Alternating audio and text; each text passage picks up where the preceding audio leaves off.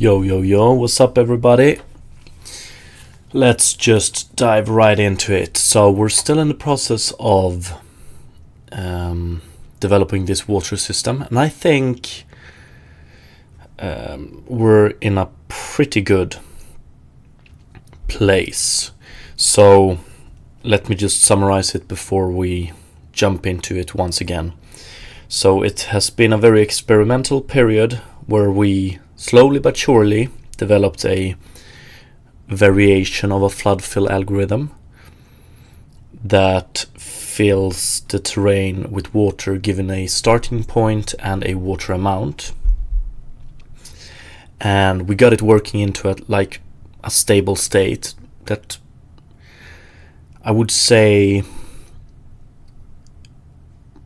made the resulting water into an acceptable state. Still room for a few improvements.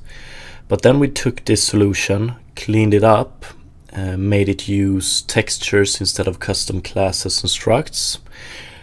Then we were supposed to start threading it, but ran into a little bit of a problem that has to do with texture 2Ds and being able to access them on a non-main thread.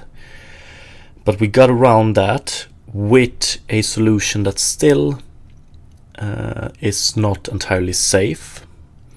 So we might want to fix that one as well.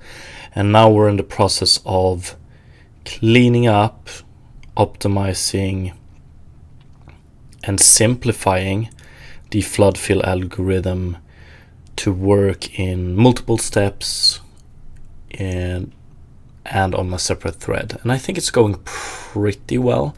So the last thing we did yesterday was we changed from representing the water as fluid amount, which means that the surface of the water was always ground height plus fluid amount for a specific point. And this complicated a lot of stuff. So instead, a better option was to represent the water similar to how we represent ground height. So the water is now a value between 0 and 255 that doesn't represent fluid amount but rather fluid surface height, and which means that we need to rewrite the algorithm a tiny bit to better work with that type of fluid representation, and that's what we are in the process of doing. And while doing this, I'm also going to clean up each step. And I think at the end of last stream, I quickly said that we're going to take, we currently have two different states or steps. One that calculate reachable minimas. We're going to simplify this one even more. We're going to make it calculate reachable minima. So we're basically just going to find one minima, and we're going to find it on a pretty much the same way we find multiple minimas, which is that we always travel in the direction towards the lowest height, pretty much. So it's not going to be one-to-one realistic, but it's going to be somewhat realistic. So we're just going to find one minima. If we don't find it, we can't fill the terrain. And then we have calculate stable fluid state, and we're going to split this one into two parts as well, because I've been thinking a lot of how I want to visually represent the filling up of water, and I'm gonna summarize it real quick, and hopefully the decision to split this one into two will make more sense. And that's what we're gonna do today. So basically I want the flow, when the player adds water, I want it to look like this. Probably gonna add this to the issue description as well, but it's gonna be player adds water to point P, and then we're going to do from point P flood fill and find first minima moving in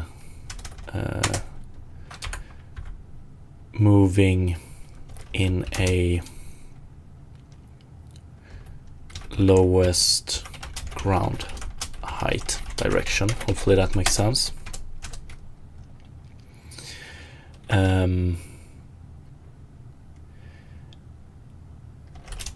And 3 is basically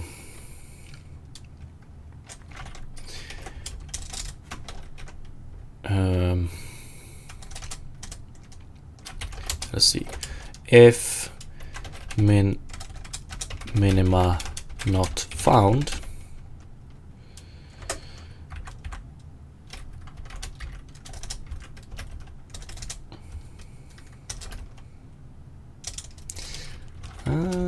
let's call it 3a. If minima not found, visualize water pour until player ends adding water. So for instance, I'm probably gonna do this with a bucket of water. So the player, if the player wants to change the height, he or she is going to pull up a shovel. And if the player wants to add water, he or she will pull up a bucket of water. So we will pretty much have an endless bucket of water. And when the player adds water to a point, the character will turn over the bucket. We will add some water flowing out of the bucket down to the ground. And what I mean by this is that if we don't find a minima, we're going to visualize the flood fill, but with a small amount of water, and we will animate it like so the ground fills up with water, but as soon as the player stops adding water, that water will dry up. So we can do 3b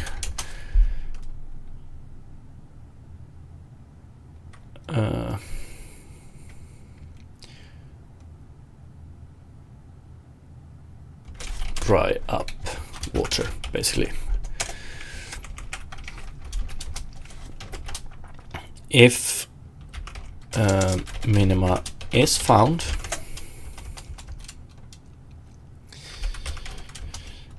then we're gonna,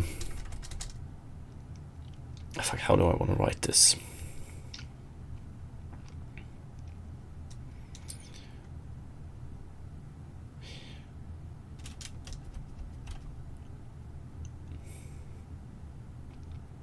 I think we're gonna do like this. For a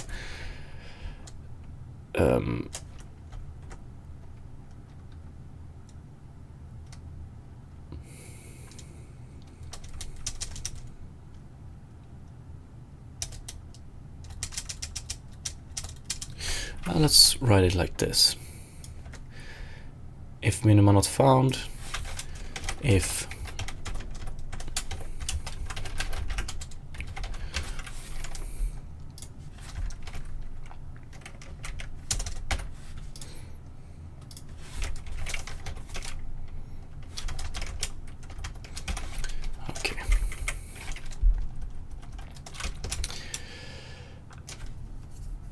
if minima is found, we're gonna do a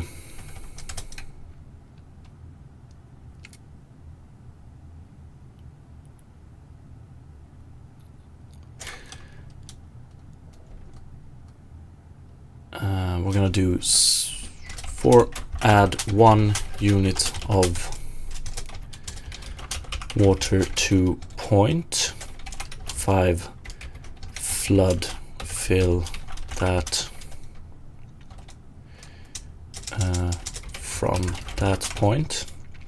I'm writing flood fill now, but when I write flood fill, it's our custom flood fill algorithm. And flood fill from P and find stable fluid amount.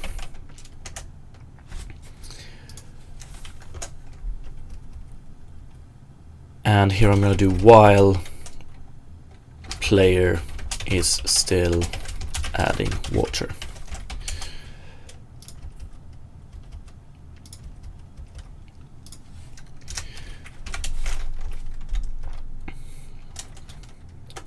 Visualize flood fill. So basically, if we find a minima, we're gonna loop while the player is still adding water. We're gonna do iterations of this. So we add 1 unit of water to P, and then we flood fill that one, and then we visualize it. The visualization we do here might not end in a stable state. Oh, 1 sec though, I wonder what will happen. Nah, it's okay, it's okay. So yeah, while the player is still adding water, we will loop these or do multiple iterations of this, and it's add 1 unit of water to P, flood fill from P, and find stable fluid amount. During these iterations, we will visualize this flood fill, and we will visualize it in places where it might not even find a stable state. So we're gonna, during this phase, we're gonna visualize overflow pretty much. But the idea is then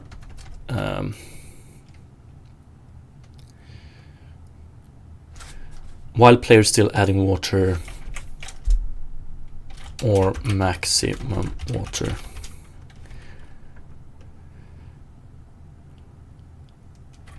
is reached.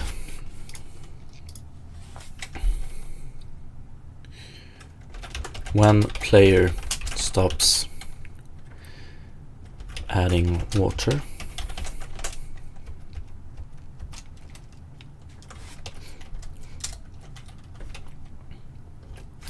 let's see.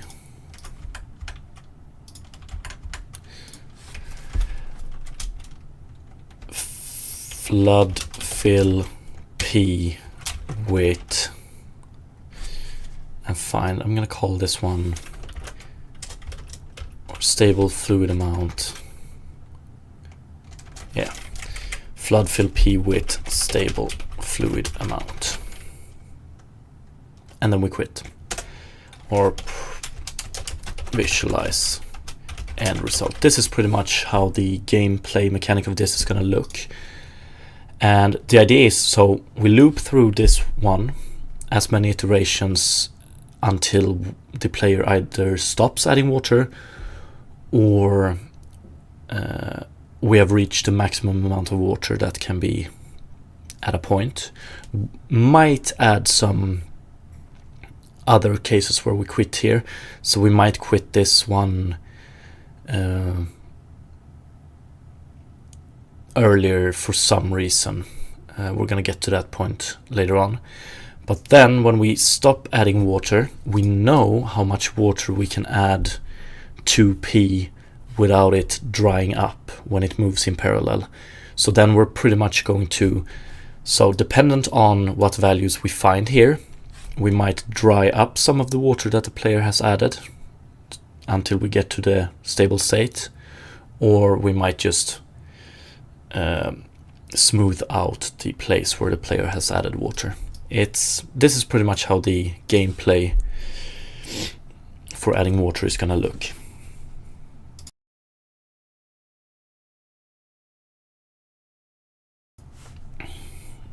So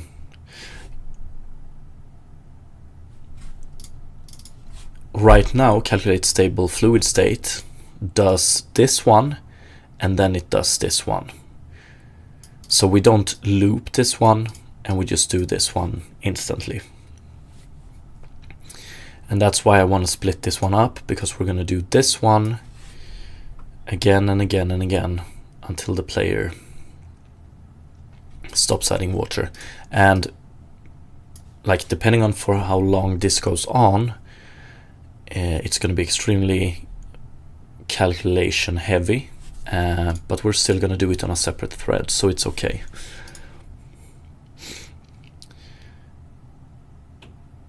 So let's see if I can just visualize this real quick before we start implement it.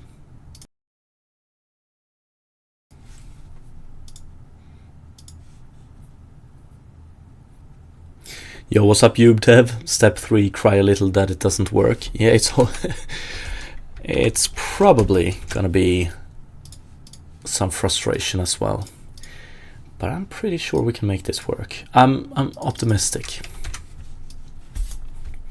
So if we have a terrain that looks like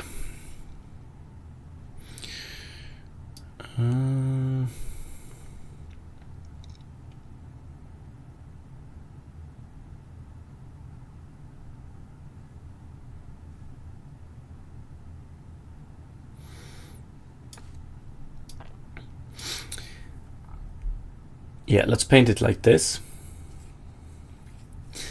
UbDev, is that the reason that step 3 isn't visible? Yes, it is. I have a separate notepad for step 3. So let's see that we have the player here.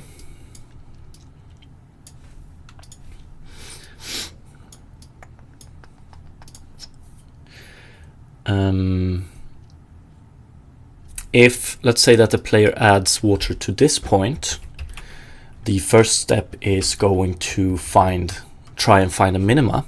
Let's say that we are rather conservative with our search variables. We don't let it search too much. So then we might get down to this point here.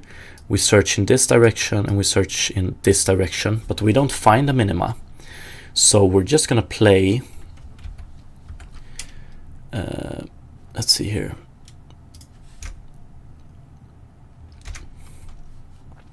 I would like to add, oh yeah, we don't have a 3. Yeah, that's the reason. Player adds water to point P. Yeah, here. If minima not found, yeah, exactly. So we don't find a minima here. So we visualize this water pour until player ends adding water. So we're gonna have a little bit of water here. Just a pool like this. We're gonna animate it with some shaders. So it's gonna look like the player adds more and more water, but the water doesn't spread any further. Like it dries up before it spreads further. So that's the initial case. And then let's say that the player adds water down to here. It goes downwards and we find a minima here. So minima found. And then we're gonna do this. So we add 1 unit of water here and visualize it, and we continue adding units until the player stops pouring, right? So maybe we get something like, yeah, maybe we get something like this. And then, or actually let me calculate it or draw it like this. So the water dries up here because we're moving in parallel for too long. So let's say that the player stops adding water at this point, then we know that we can add this much water without it drying up. So when the player stops adding water, we're gonna dry up the topmost layer here, so we get back to this level, right? But let's say that the player continues adding water, so we get dried up here, we get dried up here, and then we get something like this one. And if the player stops here, we didn't really dry up here because we tried to move upwards here. So the new point will be this one. So when the player stops adding water, we will get something like this. And there we have it. So this means that the player might add too much water, overflowing the place. We will visualize this overflow, but when the player stops pouring water, we will dry it up back to the stable state. Maybe I don't understand it fully, but you can change terrain and add water to it yourself. Right, yes, exactly. So you could dig a lake, rivers, and stuff like that, and then fill them up with water.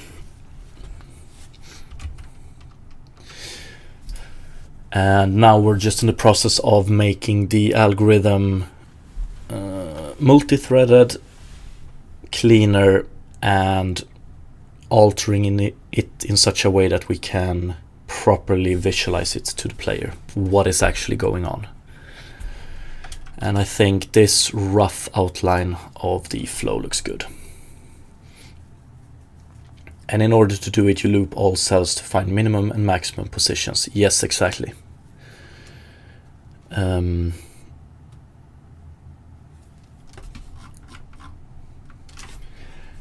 what's up, Daniel? So this one is pretty much the biggest or the most important part of the algorithm. This is where we find lowest unreachable height and highest point and stuff like that. And given those two, we can calculate a final fluid amount that is stable. What language is this? C#? Yes, indeed. So right now we have, this is part 1, find minima. This is part 2, find a fluid amount that leads to a stable state. And this is part 3, where we just fill the terrain with this fluid amount, the stable fluid amount.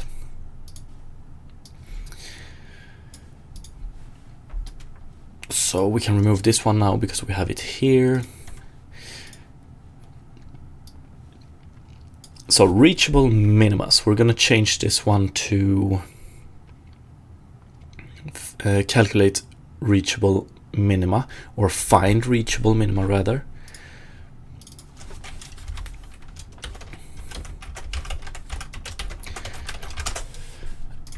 So right now this one returns a list of points in the terrain, and I think we're gonna keep it like that because I'm not entirely sure of how we will find out soon enough. But okay, so for now I'm actually going to change this one to just not a list but just 1 point, because as soon as we find 1 point, we're going to return that point. It might be the case that we change this to a list later on to be able to visualize the path the water travels.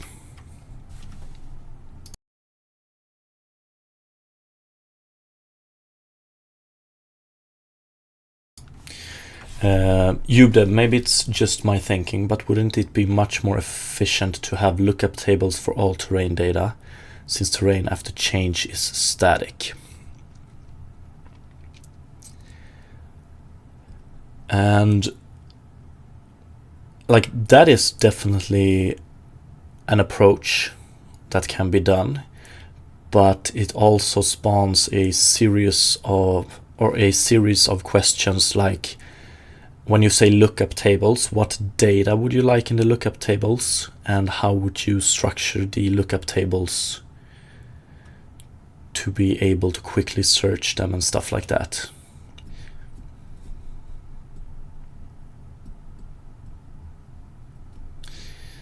And like, I think this is a much more straightforward way. Like, I'm definitely open to lookup tables, but this, like pouring water or adding water to a point, is a time-consuming task, not only code-wise, but also like gameplay-wise. It's gonna take some time for the player to pour water, which means that we can actually hide all the calculations on a second thread code-wise, and we can hide it with animations gameplay-wise. So filling up a, I don't know, 100 times 100 point terrain point of a lake actually takes some time. A month ago, I think, we talked a little bit about lookup tables, like if one could store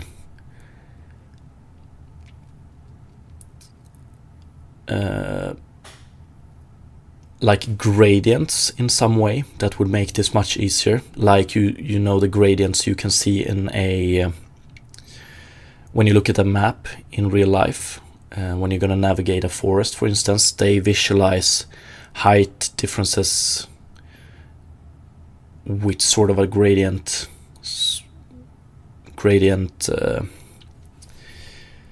fuck. Let's see if I can pull up an example of what I'm trying to say here. Let's see here.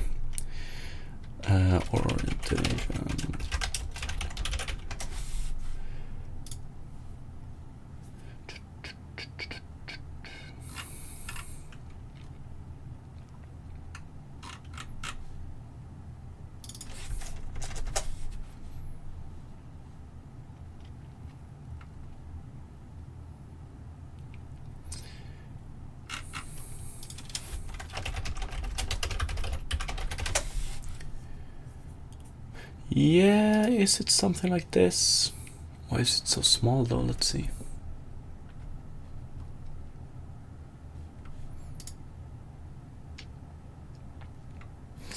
Yeah, we can take this one. No. This one maybe.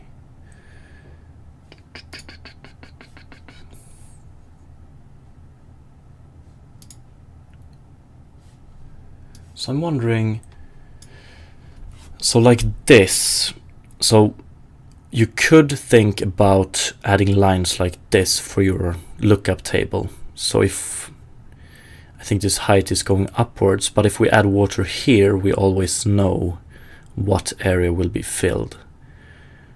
Like that is definitely one approach that can be taken. But yeah, we will, like, we're pretty much at the end game of this approach. So I'm just gonna see it through, and depending on visual results and performance result, we might want to optimize it, and we might move to lookup tables or something similar. Your game is an offline game. Yes, initially it's going to be, and depending on sales and stuff, we're gonna add co-op first, and then maybe sort of some bigger multiplayer aspects of it. But initially it's purely single play, yes.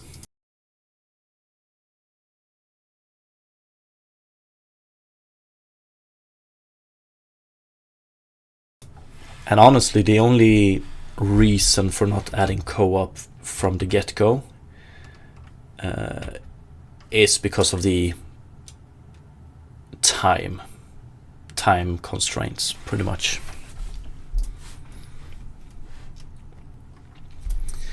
But let's see, find reachable minima. Let's go through this one real quick and see what we have. Clear data, we clear water temporary. This is pretty much the playing field for this algorithm.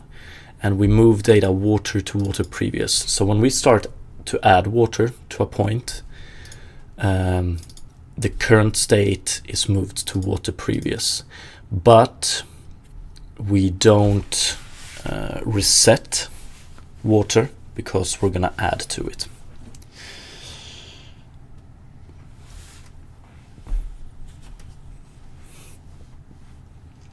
And Then we take terrain patch start, terrain data set data, water temporary. So this is our start point. And here we set terrain patch start, terrain data get data, terrain data type height plus fluid amount. And so the question now is, we might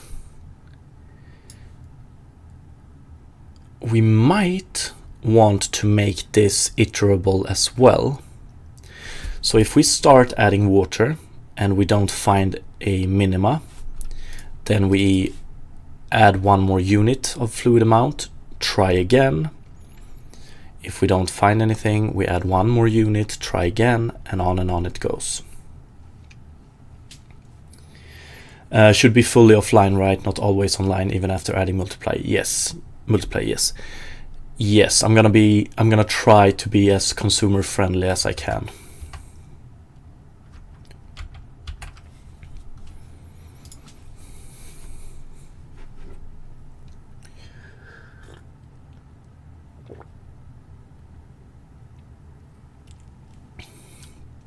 Still quite some time left, however, until release, to put it mildly. So I'm thinking, let's see here.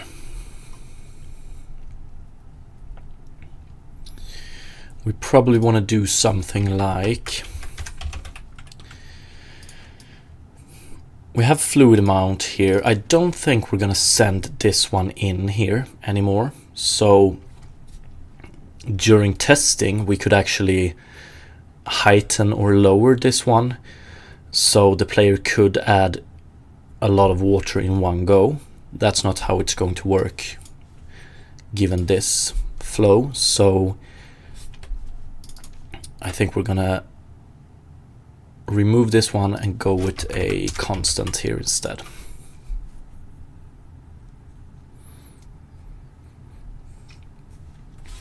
I would say after adding multiplayer, maybe add a way to host the service locally in case you don't support the game's service anymore. Yeah, definitely. I think, isn't there some like save the games? Like there's a...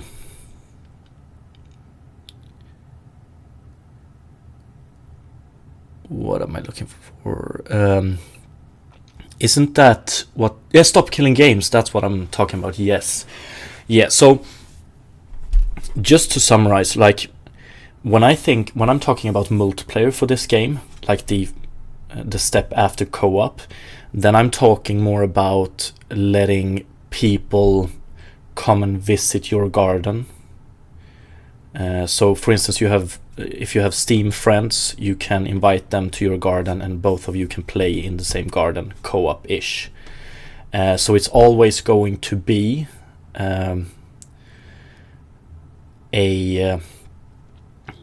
the client, or the one that has the garden, is basically going to be the server. So even if we're talking the final multiplayer version of this game, it's still going to be player hosted servers. Much like, I don't know if you remember, but when Gears of War released, the first one, I think they did like the matchmaking was on Epic Games servers, but the actual match was hosted by the one with the best ping, right?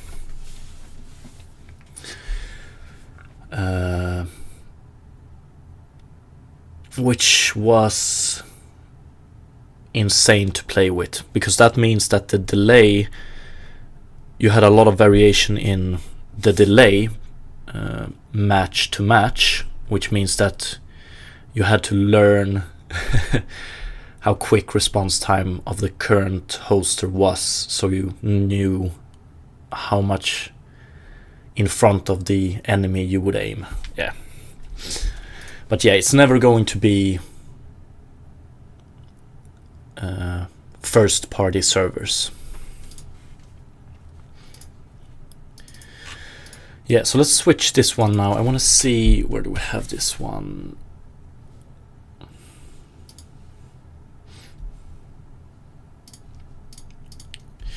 So here, we're just gonna remove this one.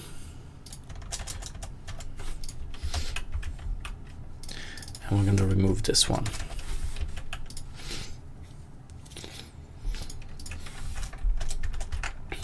And I'm gonna have a public static read only int, and it's gonna be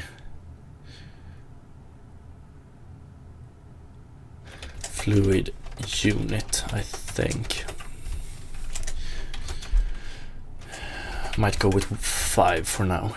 So what I mean by this fluid unit, in every iteration, yeah, it depends if we have iterations here, but we definitely have iterations here. So add 1 unit of water to P. This is the unit I'm talking about.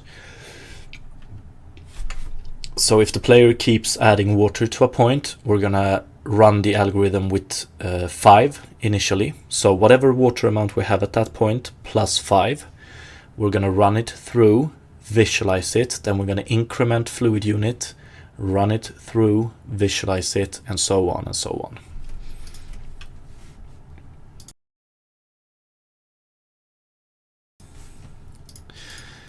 It's just, the biggest question I would say is when we want to find reachable minimas here, do we want to take water we already have into account? I don't think so.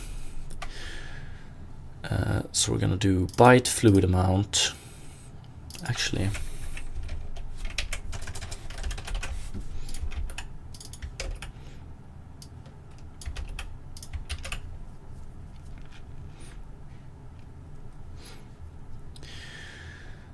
so reachable minimas, fluid amount.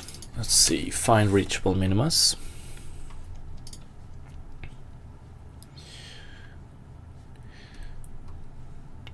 So final points here. This was previously multiple minimas. We're going to alter this one.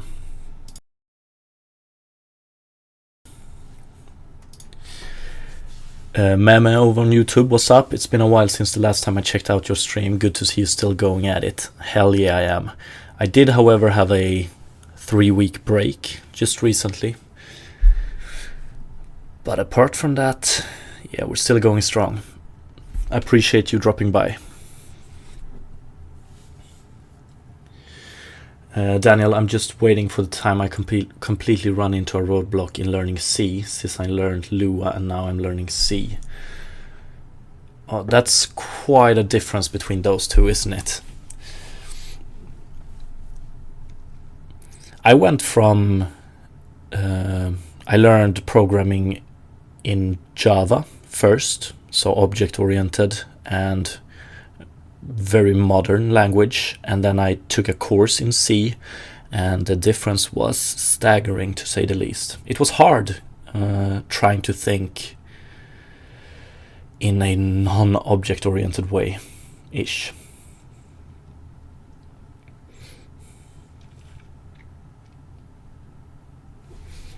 But it was also, like, I think what I take away the most from learning C was memory management. Extremely good to know.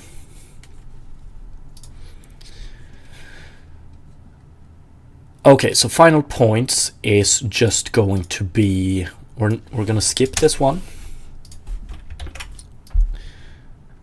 We're gonna skip this one.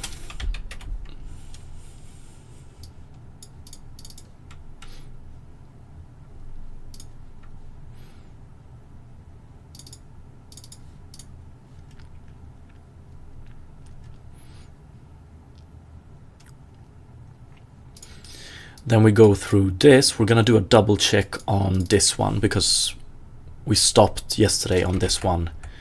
We had a few, yeah, we need to alter it a tiny bit, I think. But we spread fluid to neighbor. Depending on the result of this one, we add it or not to unvisited nodes.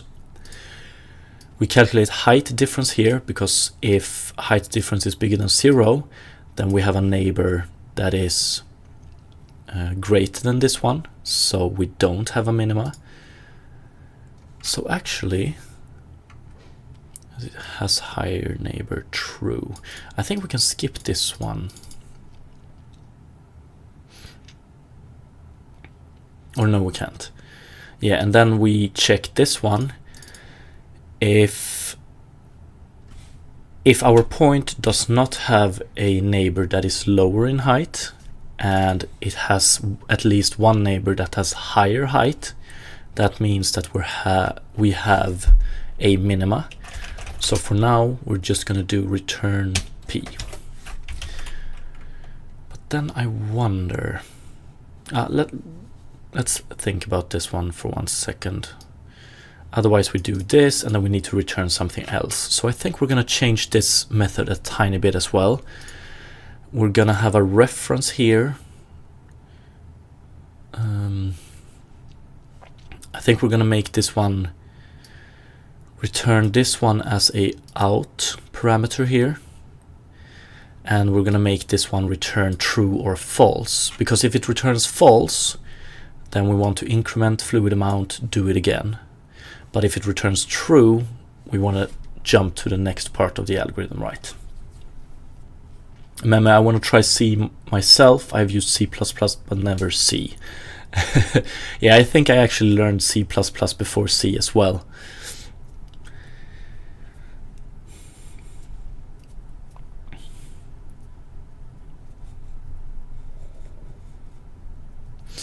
And Daniel, I'm learning C so I can learn assembly.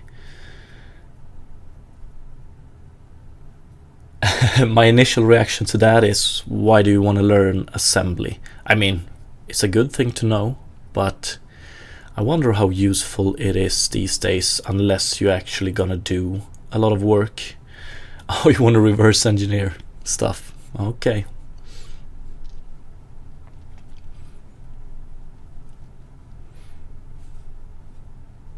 Nothing illegal, I hope. So I wonder if we want to do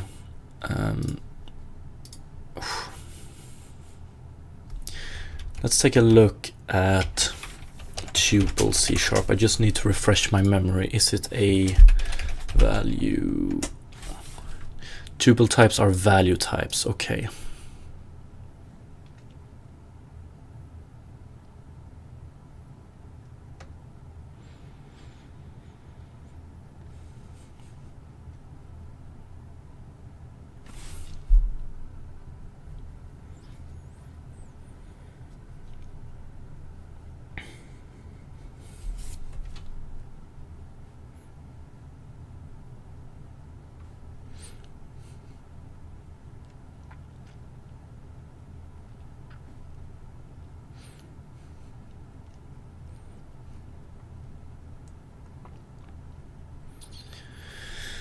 Okay, so we can't really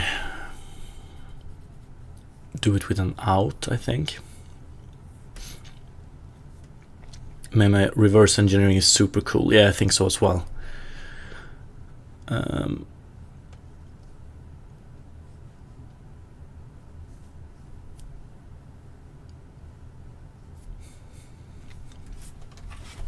But I mean, it can also be used for some non-cool stuff, you know?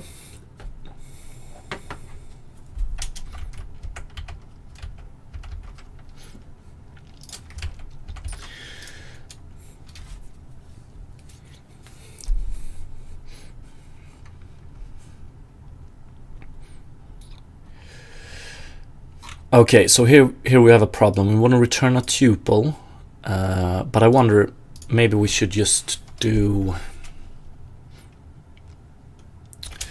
bool minima.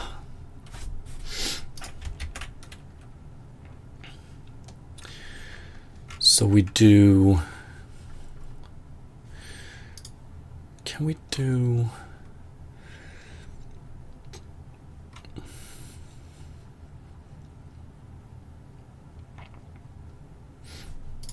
I guess we want to do, I guess we can do it like this, although I'm not,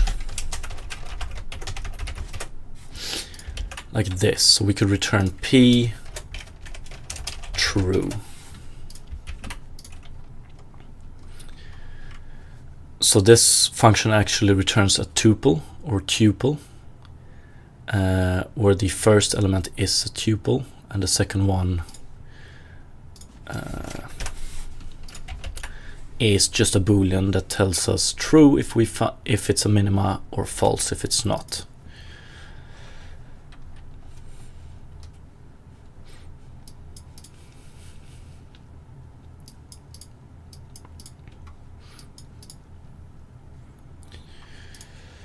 Okay, so if we don't find this, we don't return, and we do this, and we continue, and we continue, and we continue. If this one is empty, and we get to this point, then we have to return something, and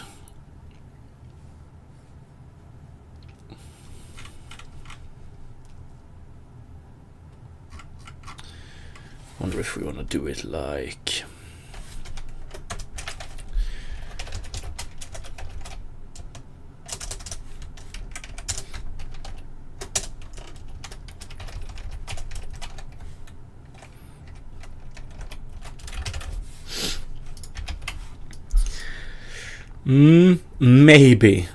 maybe, just maybe, we will reintroduce a custom struct here. I don't know, maybe, instead of using this. Daniel started off with Lua doing game modding, so it makes sense for me to be into reverse engineering. That is true. In fact, I love modding, but I've never done any myself. Which games have you been modding, Daniel? Any big ones?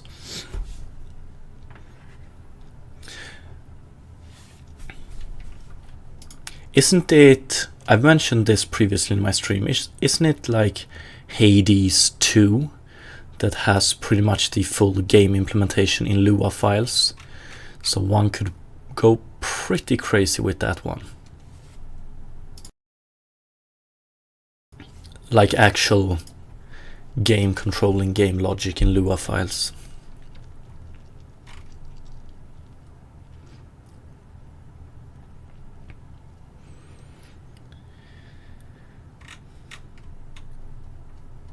Okay, let's see. So reachable minimas, we want to M. And then we're going to do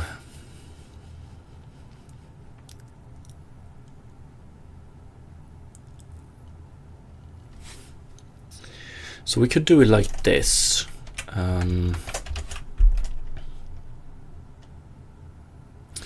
Let's do terrain patch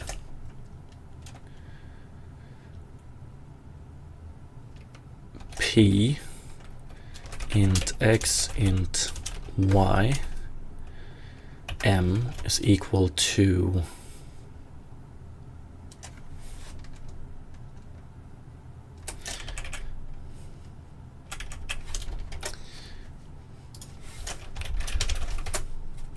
or bool is minima.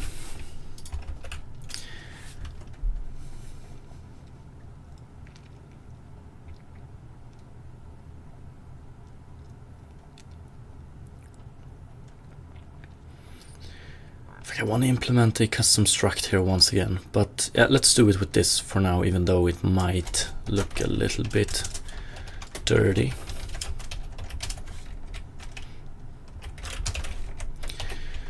So we do this, and then we do while m dot is minima.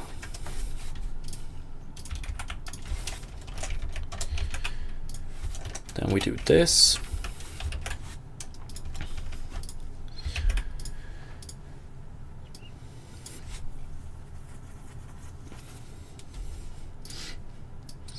So we create an empty minima, and then we try find reachable minima.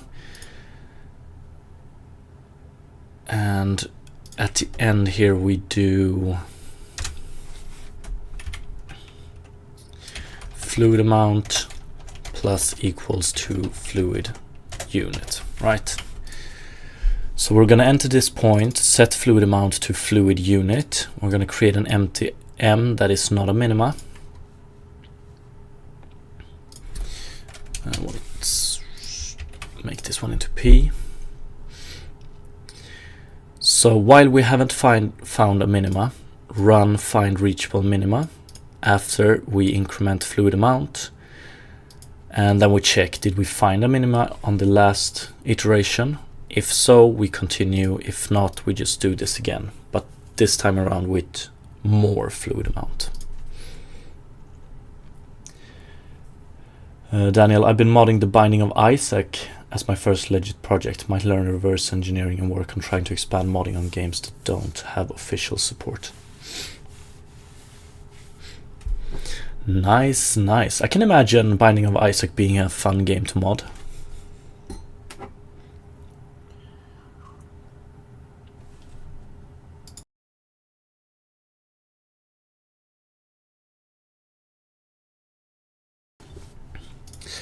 So I think this is quite good. We're gonna do this. I'm gonna clean this up a bit. Finish step 1, and that's pretty much everything we're gonna do here. I'm gonna do it like this.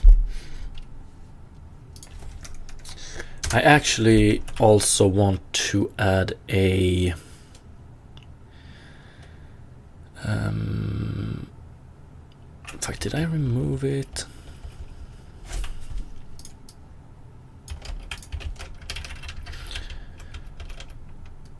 Yeah, I want to add a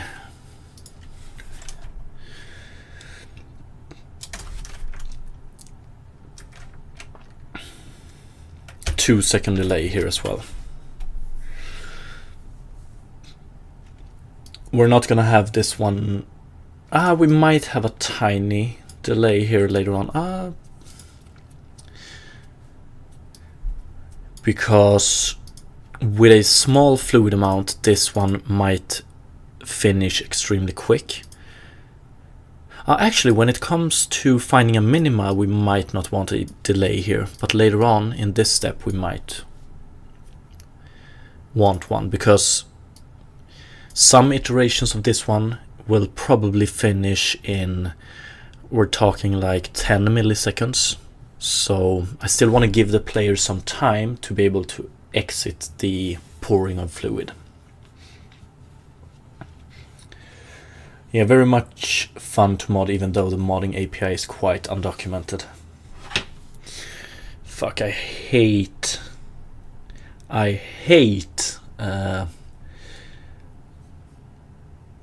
bare bones documentation, or just bad documentation overall. I wonder which game would be the easiest to mod. Like, which game has the best modding support? Would it be like Skyrim or something like that? Dota 2 maybe? I don't know.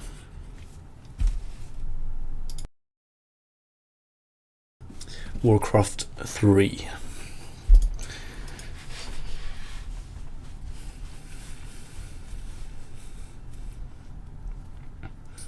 Okay, let's see if we can visualize this. I'm gonna double check this one soon. I just want to make sure that, let's see here. We clear water temporary, we move water to water previous, and we work with water temporary.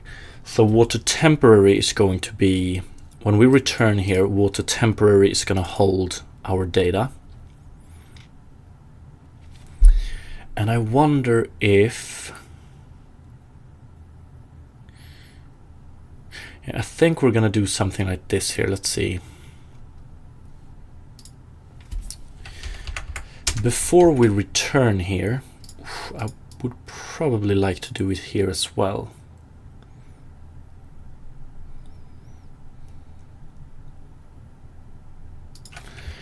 Because the last thing I want to do here, is we want to set whatever data we have in water temporary, we want to add it to water.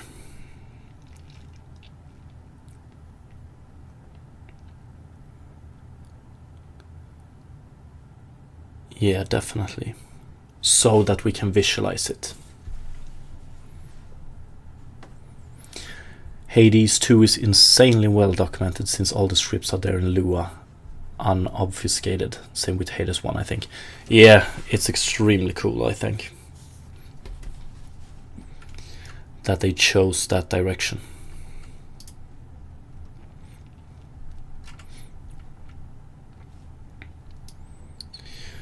Okay.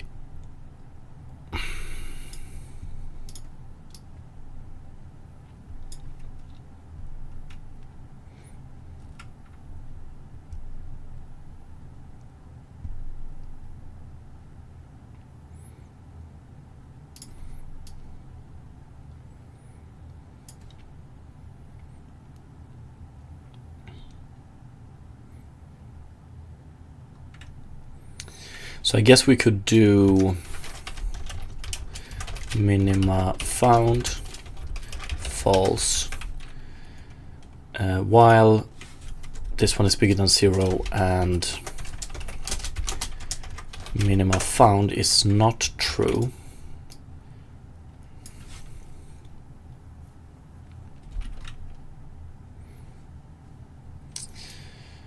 But we need this one here. Guess we could do var p.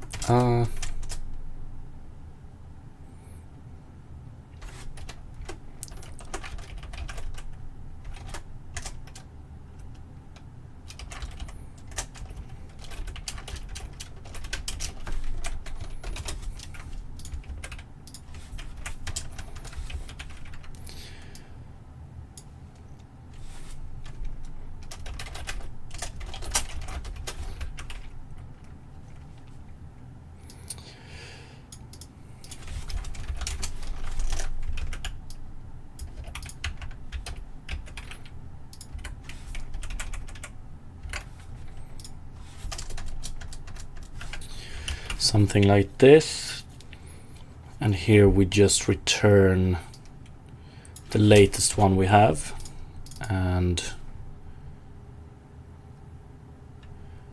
or so I thought. That sucks. We're gonna do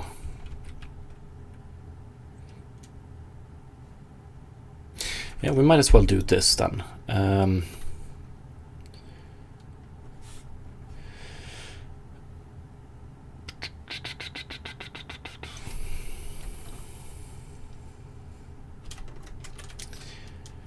Terrain patch start, X start, Y start.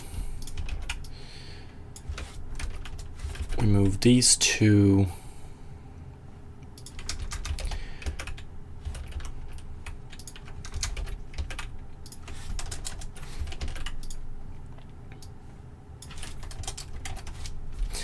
Like this. So we create a point P using the start ones. We add it to unvisited points. Then we start this one, and here we set P to this one. And here we return minima found. I think this is a better way to do it.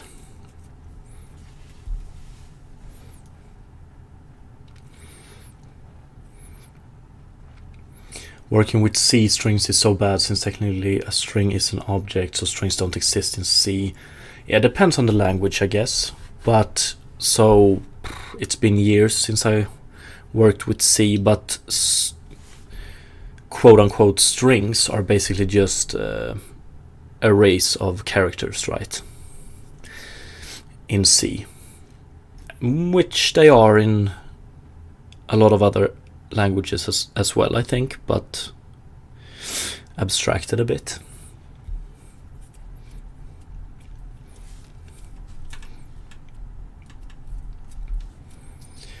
Minima found false, terrain start.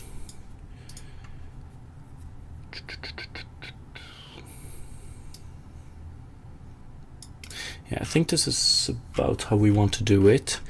So this means that we can, before we do return here, we can do a environment controller terrain alter data.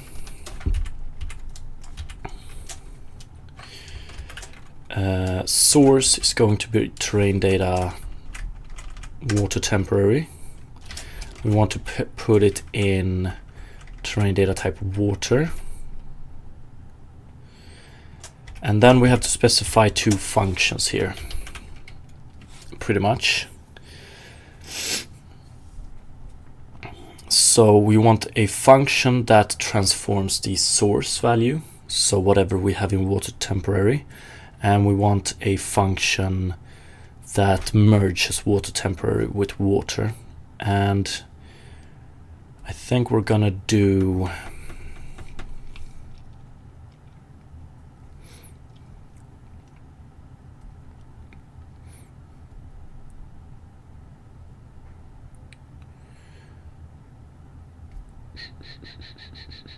I wonder if we can do something like, I wonder how this will look, but int source, and we want to return if source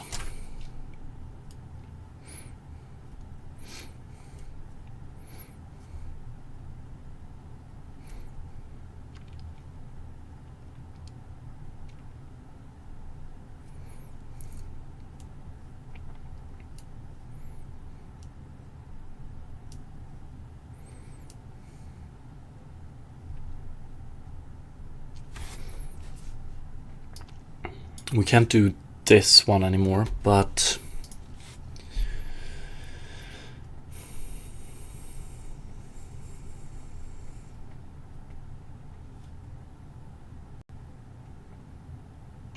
actually water temporary is 0 because we cleared it. So we can do s bigger than 0. And if so, then I want to add terrain fluid solver dot fluid unit, otherwise 0. So when we're done with finding the minima, we're going to take every point we have traversed, and for each of those points we're going to set the water level to be equal to whatever water we had there previous plus a fluid unit. So this will visualize how the fluid spreads, hopefully.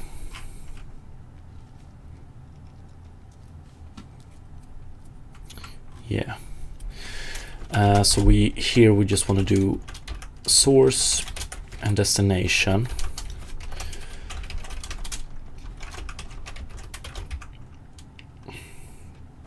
Honestly, I don't even know if we need clamp here. Let's take a look.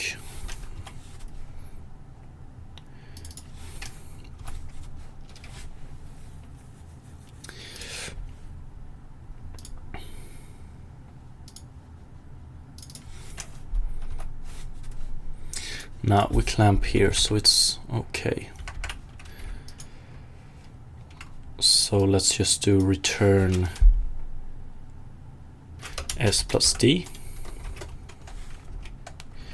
And then as for the last, we want to reset source, or do we? Yeah, we do. We don't want to apply it because we can't do it on a thread. So this is how we're gonna leave stuff.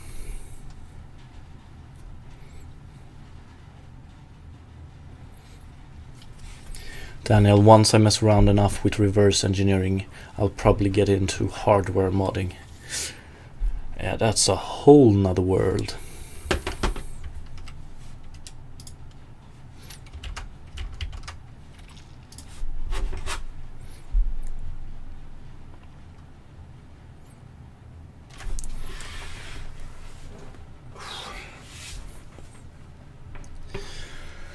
The only question I have left for this part of the algorithm is this one. Spread fluid to neighbor new. Get height fluid. Then we do this, and then we do this.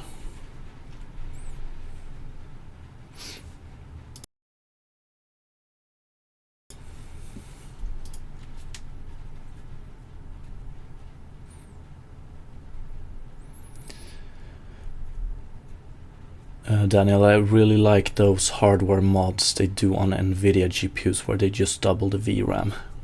Yeah, that sounds nice. And what is it? The NVIDIA 4050 that came with extremely little VRAM. So I reckon it needs a double VRAM mod to be feasible these days.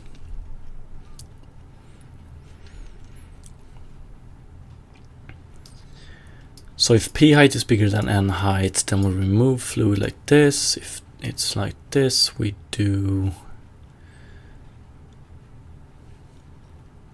Yes. And then we have a dry constant here.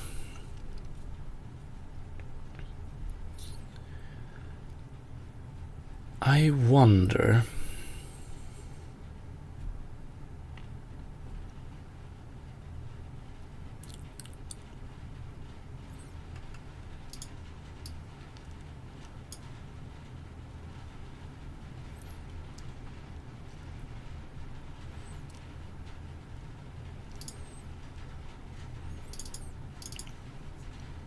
Yeah, this we want to fix because, okay, how exactly do I want to do this now? Unvisited points, we just want to add them if it has more fluid than height. So if the surface height is bigger than ground height, we want to add it. Otherwise, we don't want to add it. This one right now doesn't return true or false according to those rules.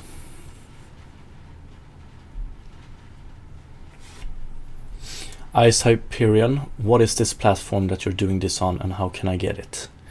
If you're talking about the game engine, it's Unity and it's free to download. Daniel, they have had the same amount of VRAM or nearly the same amount on every NVIDIA GPU for like the past 2 generations. I don't know if that is entirely true.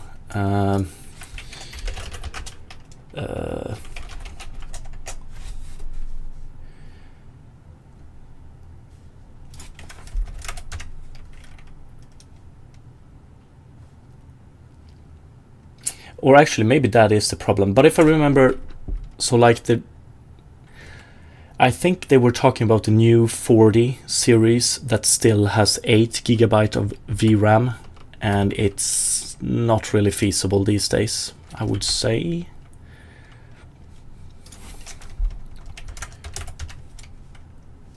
Yeah, so it might be true what you're saying. It's just that the VRAM for some of the new generation cards haven't really followed the curve.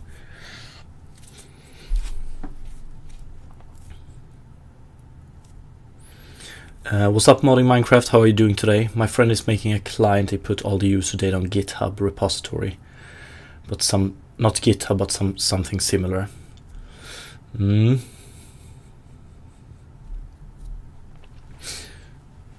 Oh yeah, okay. So yeah, you're correct, Daniel, I think. But what I mean is that, like, yeah, they're doing all they can to not increase VRAM on the cards. Yeah, I think that has been the biggest complaints I've heard. Like, it doesn't really follow the VRAM that is needed, the curve.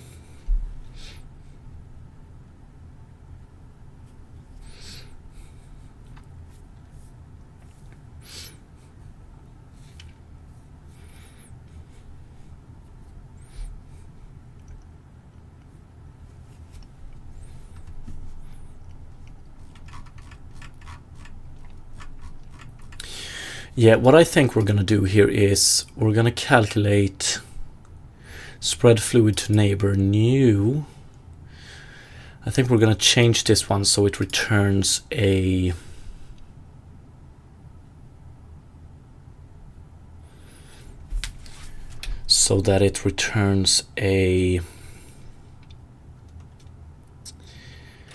byte.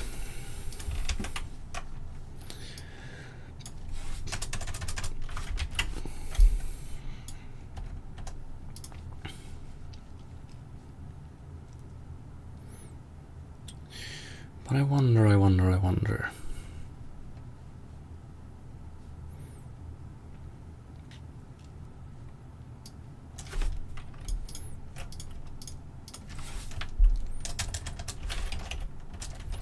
I think we're just gonna do it like this for now.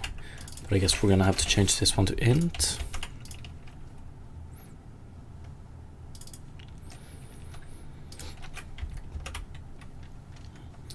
So spread fluid to neighbor new, it calculates, or let's rename this one to calculate fluid spread amount.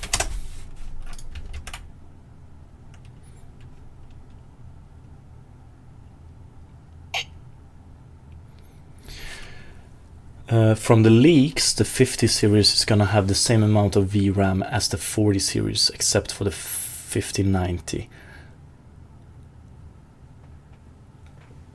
So, for instance, the 5050 card would still have 8 gigabytes of VRAM. It just feels like it... Like, what's the reason to have such a powerful card? Like... or a new powerful generation card and only have 8 gigabyte of VRAM. It doesn't make much sense to me, but what the hell do I know? Yeah.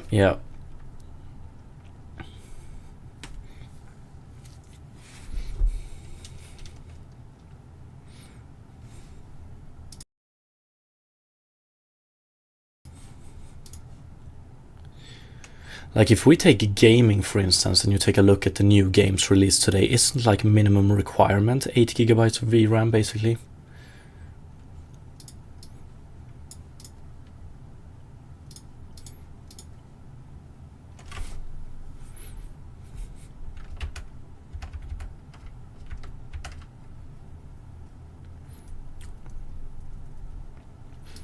Okay, let's keep it like this. So what we do here is int fluid spread is equal to, or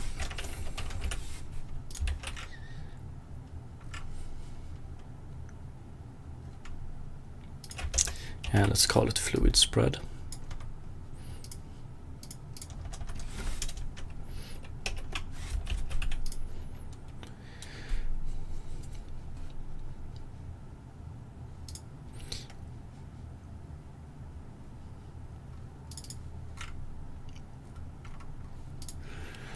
Okay, are we...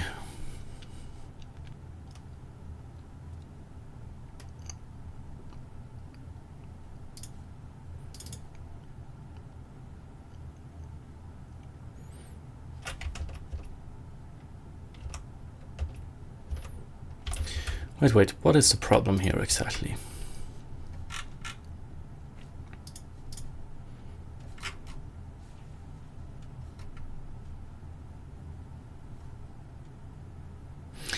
Oh, have I forgot to...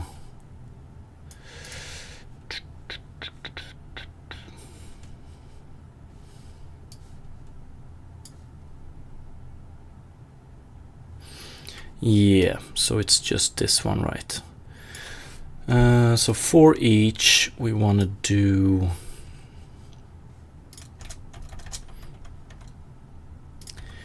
Let's see, we want to do some calculations on fluid spread.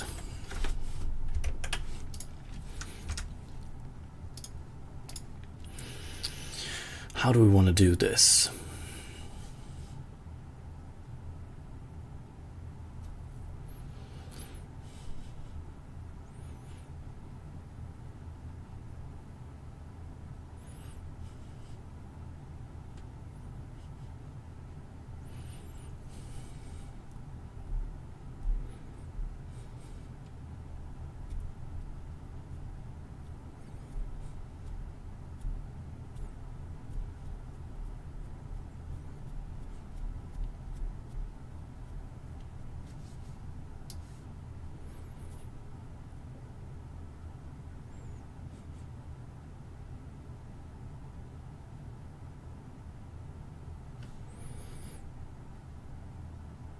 I think we want to do if, or we do if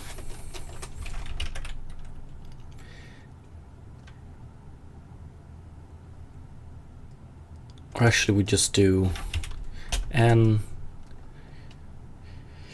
dot terrain patch terrain data set data terrain type water temporary n.x n.y,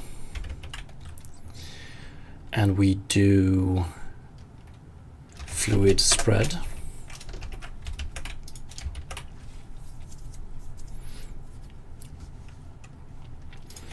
And then we check if a custom struct here would make wonders. So when we get this done, I'm gonna re-add a custom struct, and we're gonna replace our tuples with custom structs and custom methods. Yeah, I think that's how we want to do it. So much similar to something we had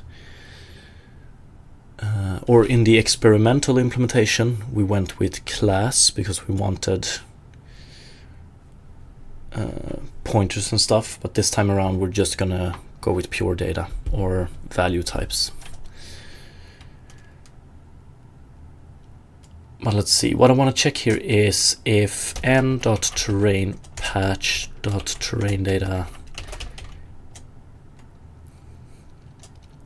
get data terrain type height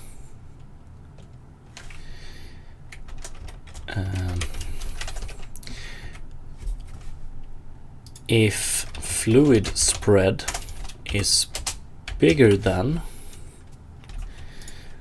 height of this one, then we add it to unvisited points, otherwise we don't. And that's what we want to do here, I think. Yeah, let's try this and see what we have. Daniel, at least AMD is winning the CPU market, though Intel might be finished if they don't fix the stability issue with the 15th gen. Yeah, I was under the assumption that like Intel was winning the CPU market, or they have the biggest portion of it, but I've always looked at them as like the best CPU maker. But after the fiasco, I don't know anymore. I don't know.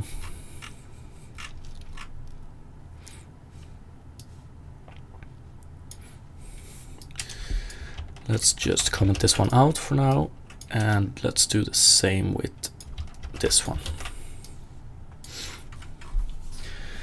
So find reachable minima.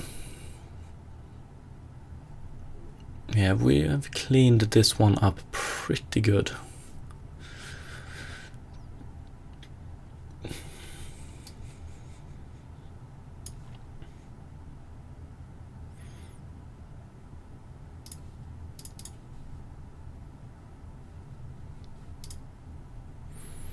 Yeah, let's we're gonna do one more thing here.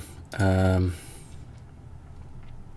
want to visualize whatever we have, so we're probably gonna do update fluid mesh, and then we're gonna do this one, and then we can loop on. But before we do that, I just need to run AFK real quick, so be right back a couple of minutes.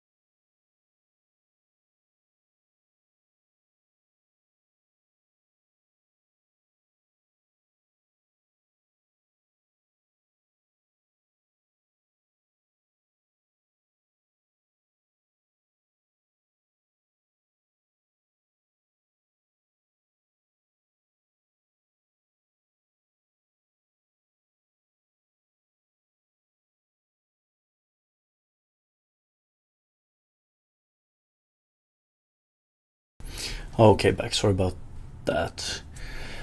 Daniel, they lost like 30% stock share from the instability from... Oh, yeah, I read that it was pretty rough, but I didn't know it was that rough.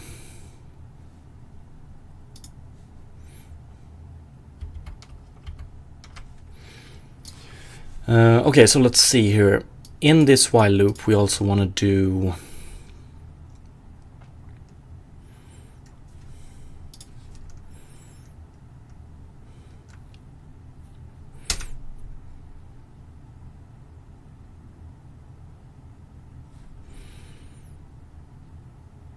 Let's keep it in 2 different tasks for now, but not sure that's how we want to do it eventually. And this is the part that sort of sucks. Actually, for now we can do this.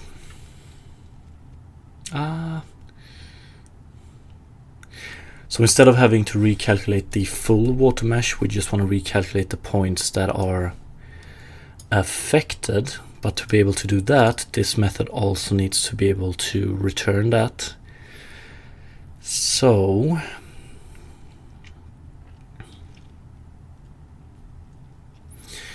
we could probably do, yeah, this is maybe not the best way to do it, but let's see.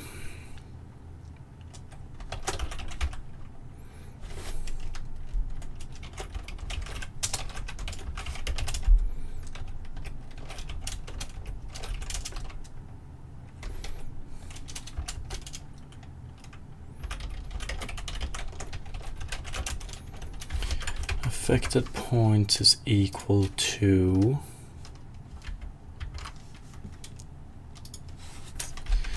new, which means that find reachable minimas is also gonna include a ref. Can I do R here? Not sure. Let's do it like this then.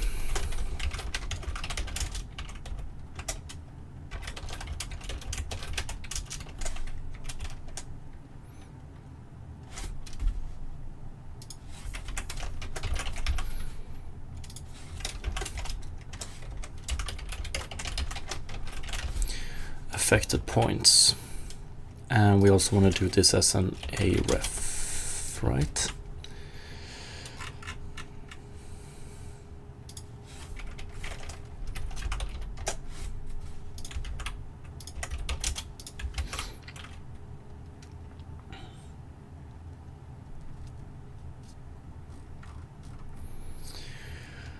So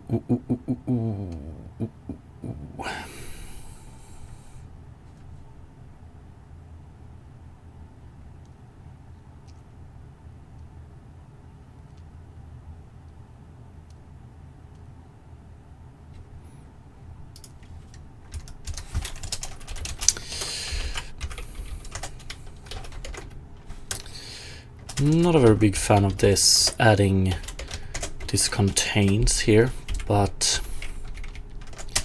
yeah, let's do it.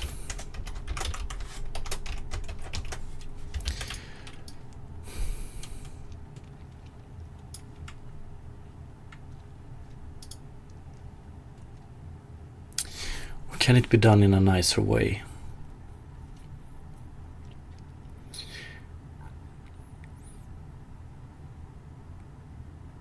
Yeah, because I still want to add, even though we get a neighbor that has a very low fluid spread, we still want to add it to affected points.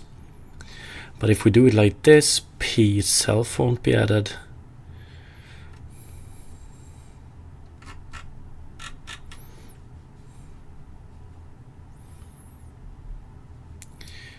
So we have P here.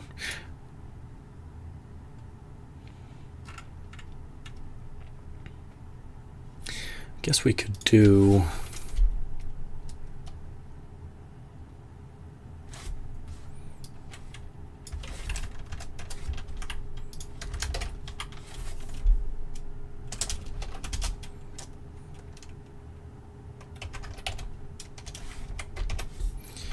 this. Daniel, I wonder if the 6000 series NVIDIA is still gonna have 8 gigabit VRAM card. After having read that the 50 series is going to, it wouldn't surprise me.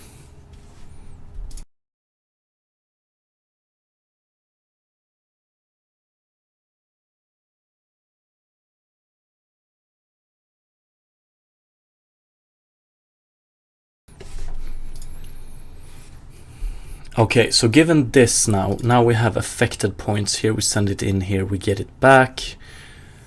Then we run update fluid mesh on affected points. And finally, we're also gonna do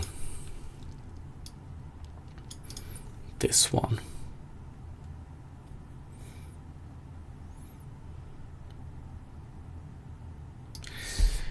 It's quite ugly right now, but it's okay.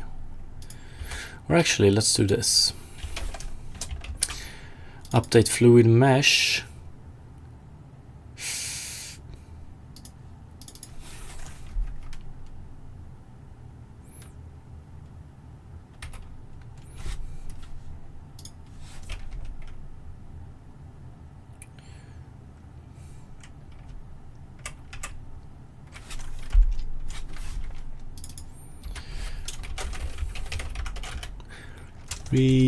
Recalculate fluid mesh data. And then we're gonna have a private static void update. Actually, let's do it like this.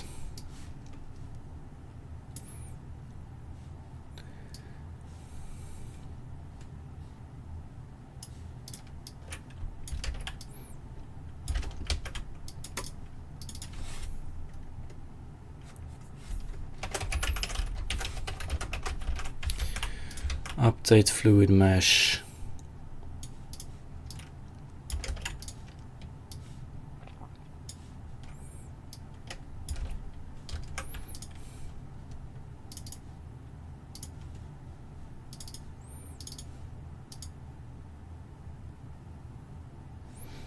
Okay, like this. Oops.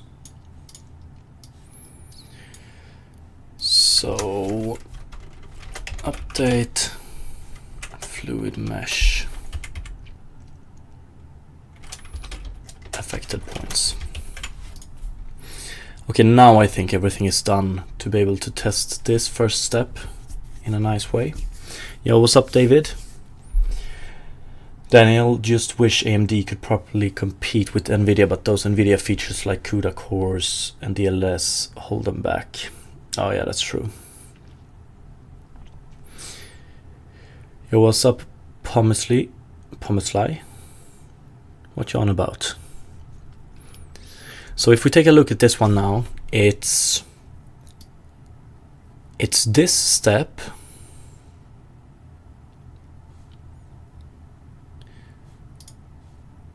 I want to do while player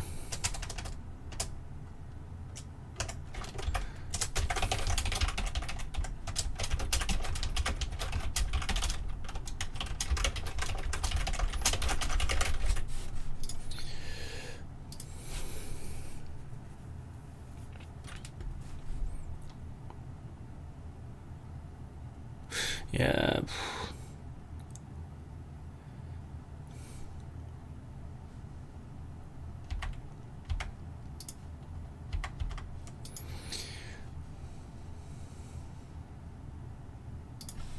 And now we can enter 3.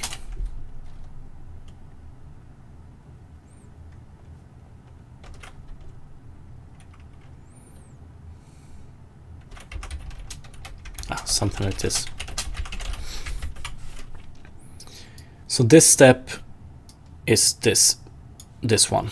So instantiate an empty M, add it to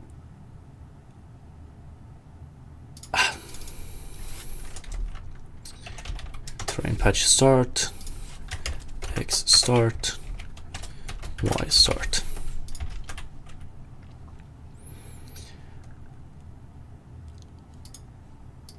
Something like this. We can clean it up eventually. We add that point, and then while we haven't found a minima, we find reachable minima with fluid amount. When this one is done, we recalculate fluid mesh data, and then we update fluid mesh data. Then we increment fluid amount, and then we just wait. And then we do this check. If we haven't found it, we have now increased the fluid amount, so we do this again, and we do it until we find a minima. If we find a minima, we get to here, and we finish step 1. Yeah, let's try it. If it works, we're gonna clean this up by introducing a struct here with some very sought after methods.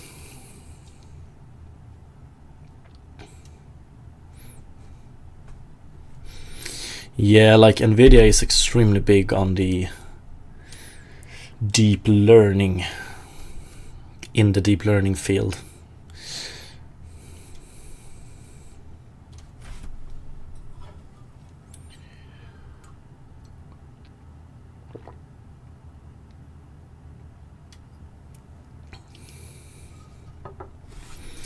Yeah, let's try this. The worst thing that can happen is a freeze, a crash, or a never-ending. Yeah, let's just try it. I'm a little bit, however, I wonder.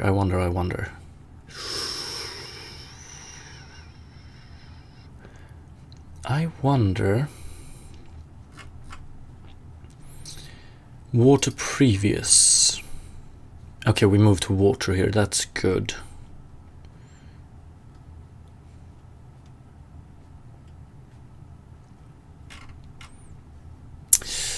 Yeah, I'm not so sure I want to do this one here eventually, because what we're going to do now, or the result we're going to get now, is that water here, we're going to add the resulting water temperature to water, and we're going to do it multiple times, so it's just going to grow and grow and grow and grow until, yeah, so water to water previous, we want to keep this one as is, we want to keep this one as is as well.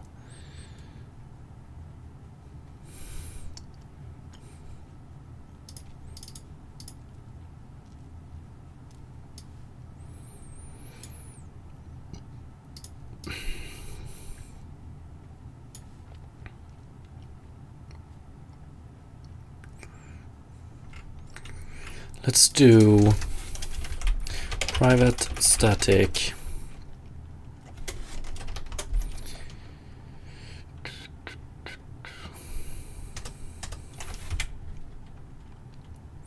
void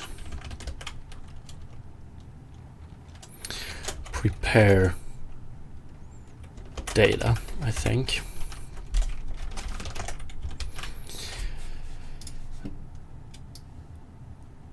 This one we want to keep.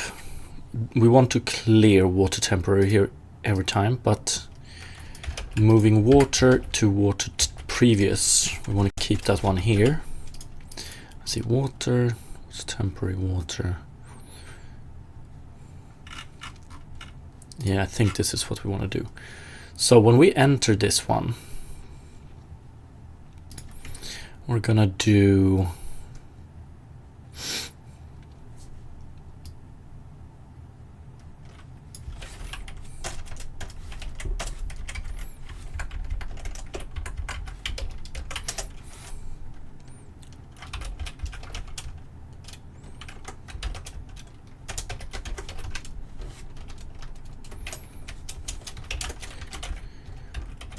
prepare data.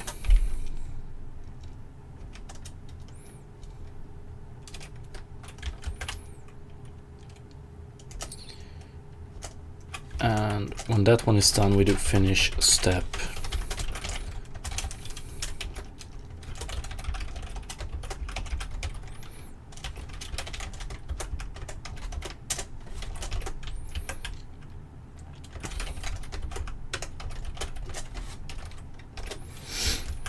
like this.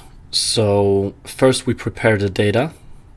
So move things around. We move whatever data we have in water, we move it to water previous. But still.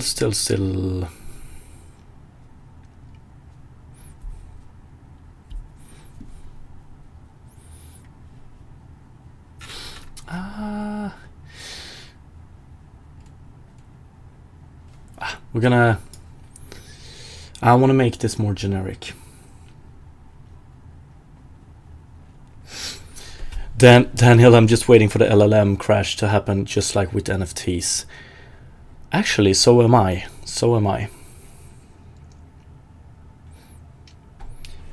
Hinkel, what's up? Any specific reason you're using static read-only over const, or is it just personal preference? It might be an artifact from a previous iteration where we actually...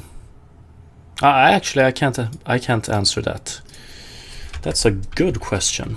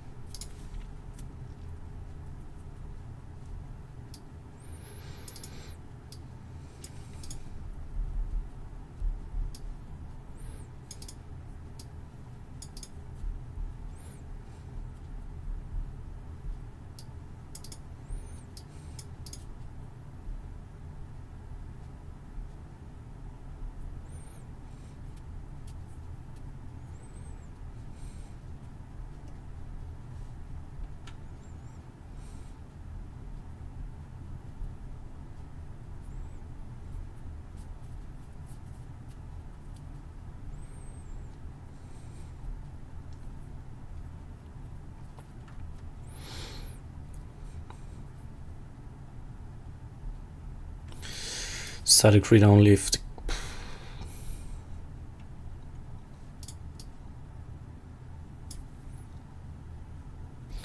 Yeah, Hinkel, I can't actually answer that.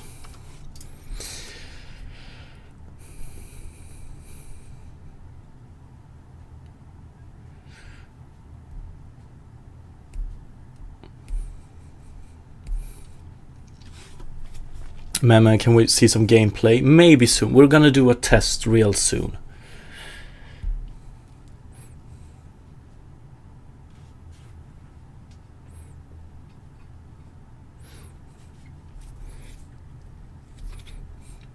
The investors with all the money are too old to realize that it isn't actually AI and it won't ever become conscious. Maybe. I think the biggest problem is that they're having a hard time to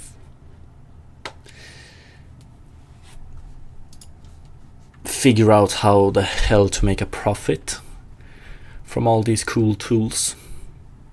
I'm just waiting for, like, when AI can, like, yeah, generative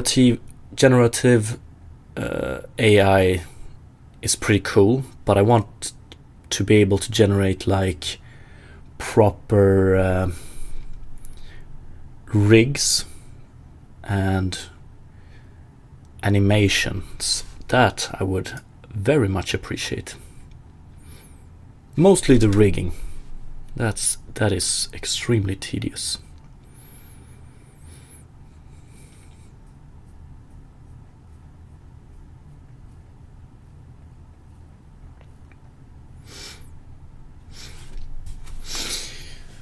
Yeah, it's been a while since I worked with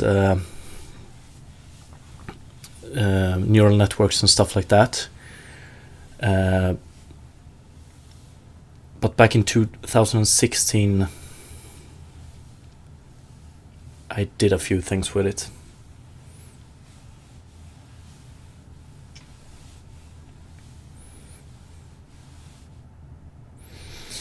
Well, if we talk about AI and consciousness, we first have to define what consciousness is, and depending on that definition, we could then say for sure if it could become conscious or not, I would say. But that's a whole nother discussion.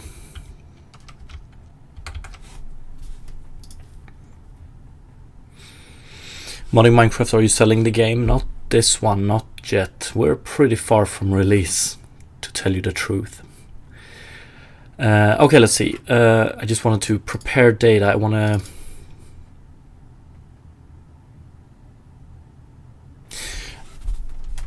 Let's call this move data instead. And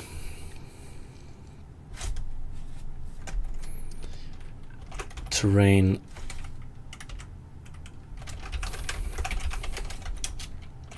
source destination, and then we move data source to destination.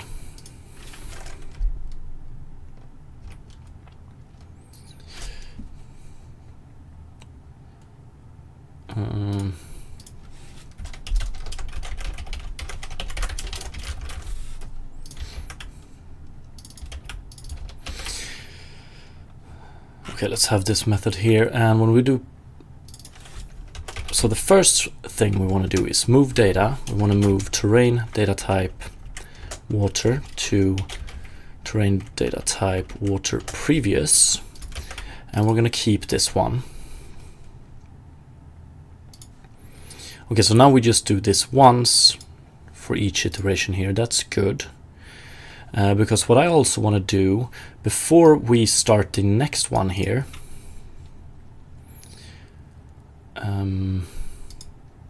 let's do,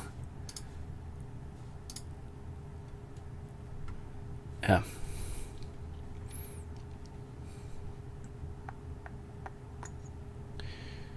Update fluid mesh. So when we have done all that,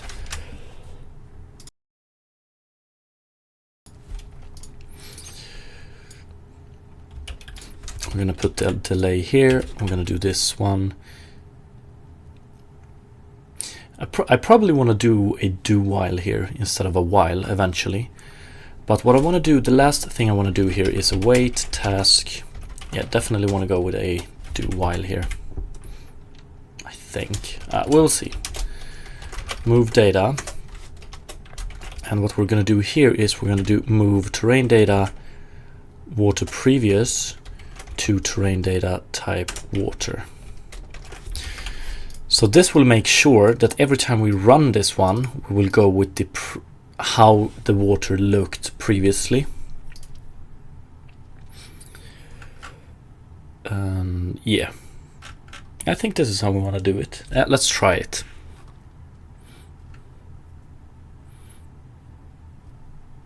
Let's try it. What's the worst that can happen, right?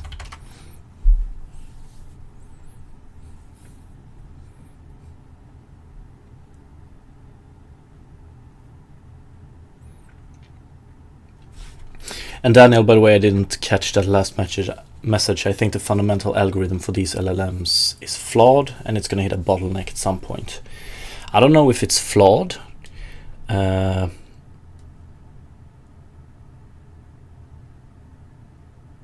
But like I've been following the development for quite a while, and like these algorithms are continuously improved upon and altered and changed and whatnot. So yeah, when it comes to the current algorithm for language models and generative models, I think it's not gonna, I wouldn't call it a bottleneck, but I would call it like plateau. So it will, like, the improvements per iteration will eventually slow down until a new big break is done. But what the hell do I know?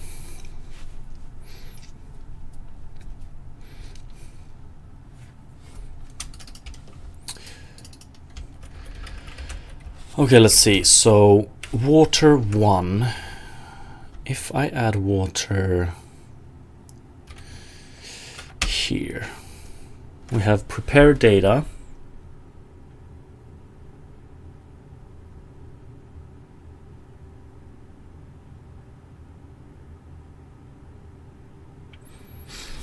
We have prepared data.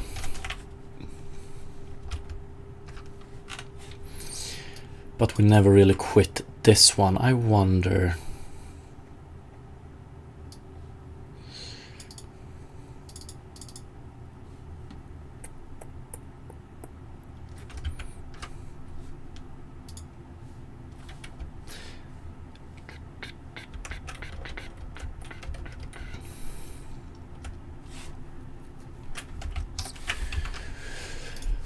Why are we getting stuck here? Move data should be okay.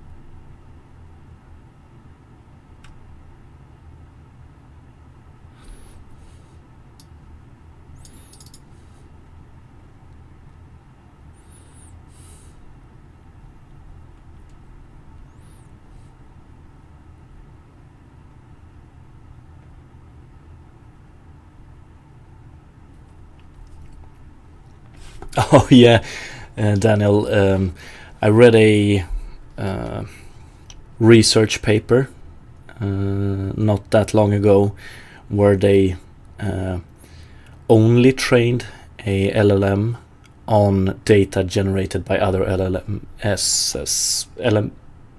from other networks, and yeah, the result got pretty crazy real quick.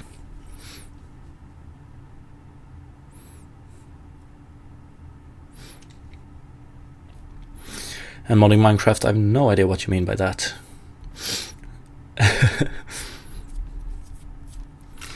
So what actually happens here? We never finish this while loop right here. And I wonder why. We never find a reachable minima. Let's do this. Let's give it a minima from the get-go and see if we get a different result.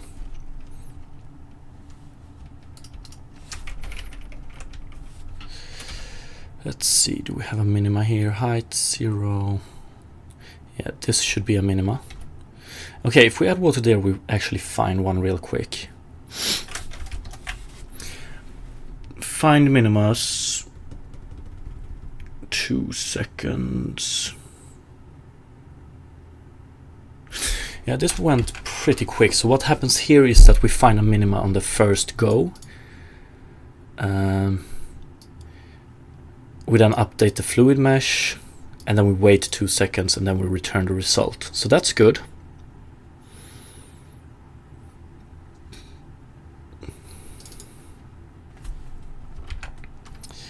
What happens? Where do we have the minima here? Height 3. Height 1. This has to be the minima, I think. Yeah, so if we take and add it here.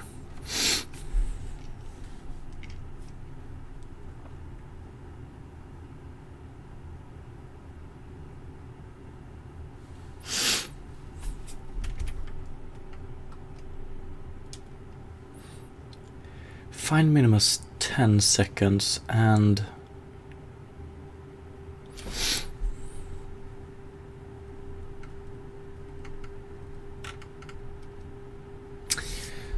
that doesn't make much sense to me.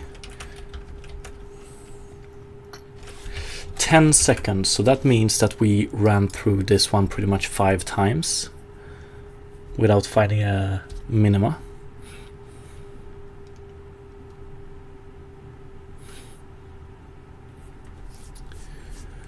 Why?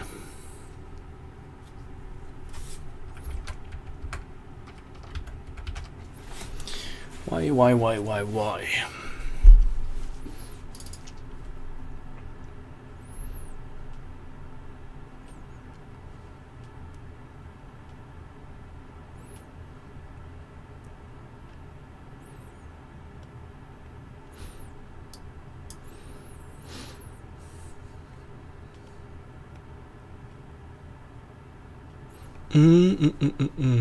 One sec.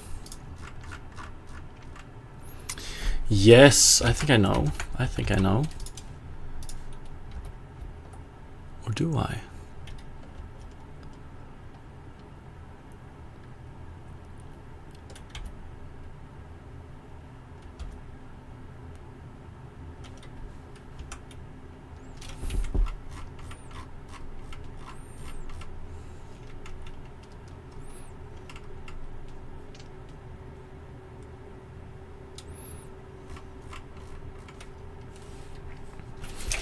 Actually, let's go and change.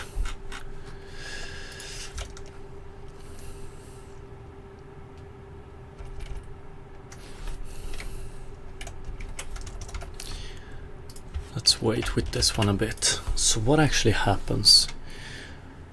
So move data water previous to water.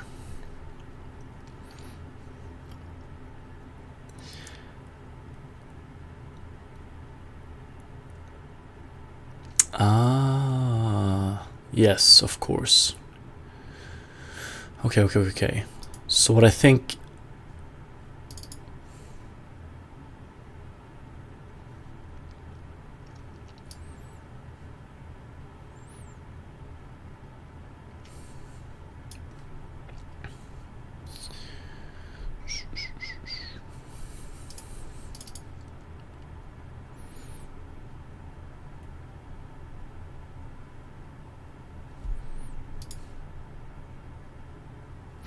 I wonder why we're not getting this visualization here. That bothers me a bit.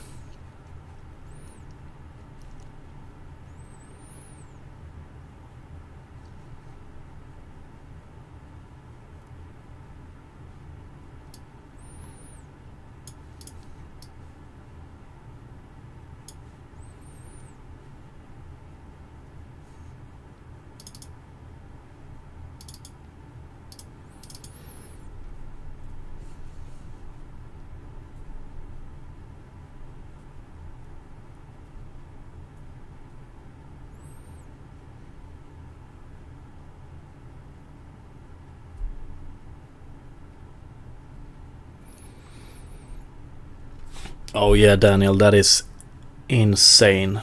Like, the amount of electricity that's needed. Yeah, it's insane. It's insane.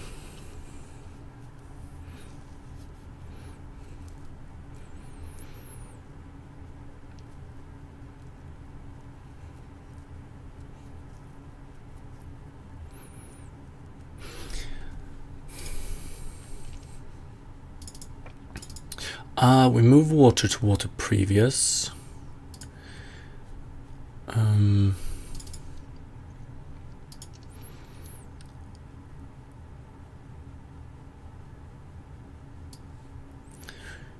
Recalculate fluid mesh data, and we do it for terrain data type water.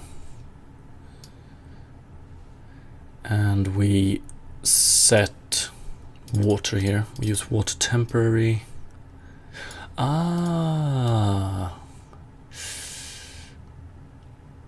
No, that's okay. Very interested in why. What I would expect here is that we would see each iteration of this one given this. So find reachable minima. What do we, if S is bigger than fluid unit,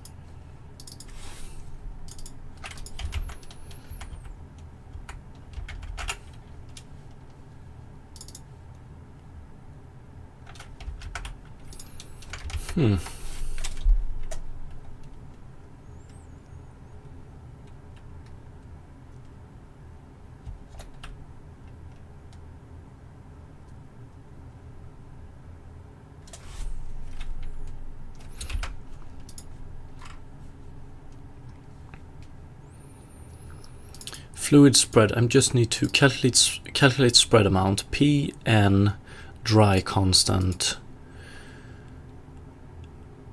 Water temporary.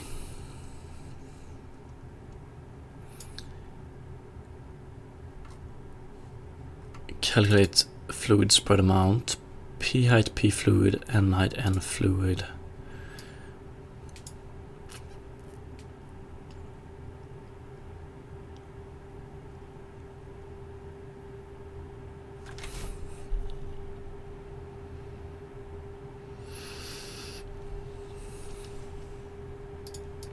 Should be okay.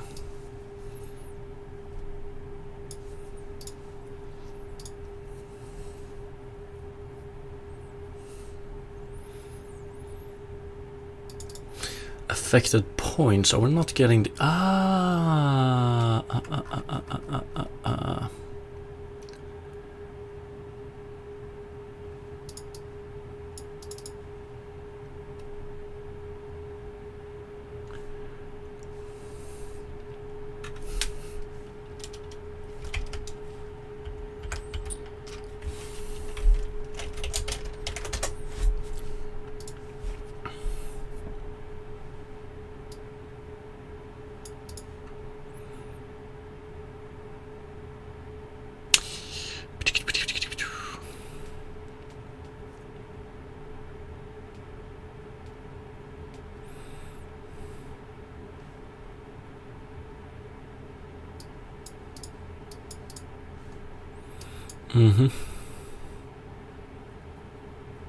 It should be okay.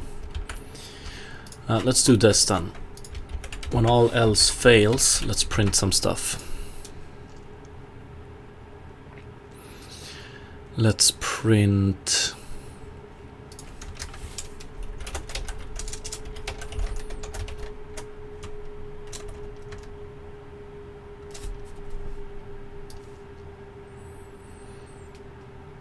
okay.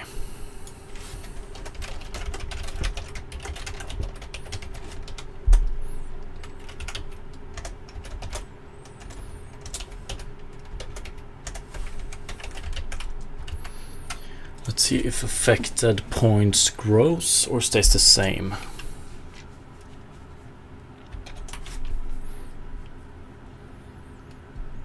So when we search for a minima, we want it to grow and grow and grow.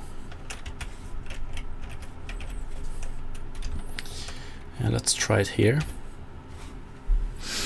9, 9, 9, 9, 9, 9, 9, 9. Okay, so that's why. But still, water 5. Okay, so we get water 5. Water.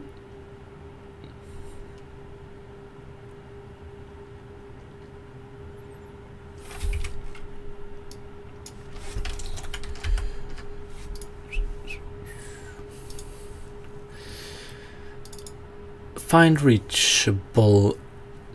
Yeah, okay, so the first iteration we just find the neighbors, right? Actually, we have a fluid unit of 5, a dry constant of 1. We should be getting more than 9 affected. Because let's see here. So when we enter this one, we set the data to height plus fluid amount, the fluid amount we send in.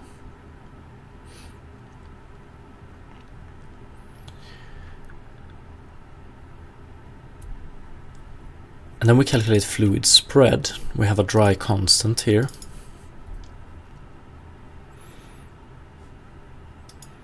Or do I? Fluid spread, yes. Maybe. So let's see, when we calculate this one the first time, we have this is false, this is false, so we do this one, and that's P fluid minus dry constant. So we should be getting ground height plus 5 minus dry constant. It should be okay.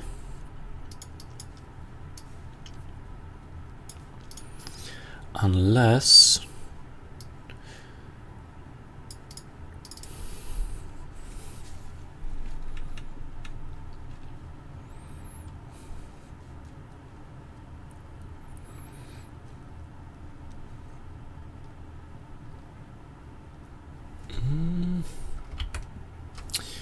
I might know what's wrong here. Ooh, I do. So if we take a look at this one has a height of 255. And when we add water here, we won't be able to add any more water here. Ooh, that's a case.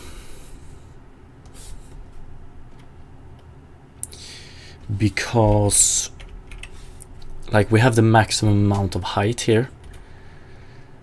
So I think it actually overflows. Is that it?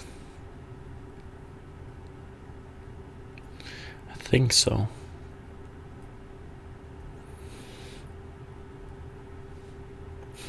Yeah, this is an edge case we need to handle as well. So if the player adds water at a maximum height spot, yeah, let's not worry about that one for now. And let's add water here. Do we have 9? Find minimus. Do we actually...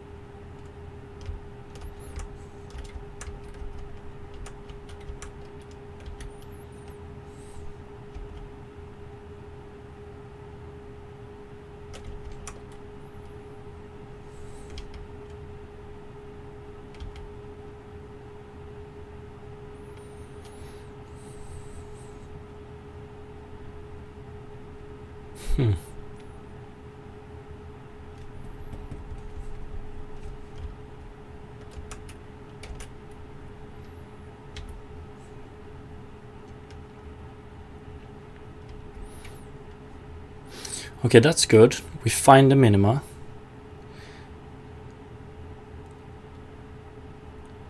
But I would like to see...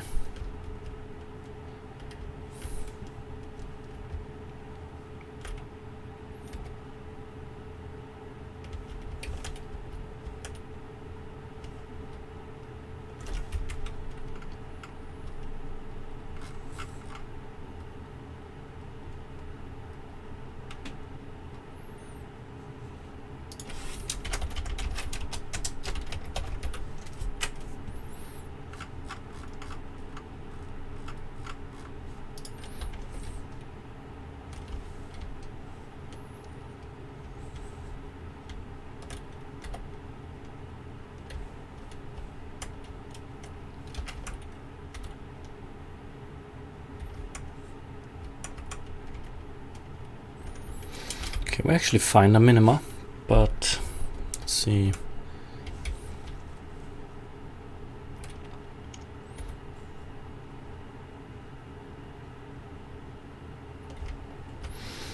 Okay, great.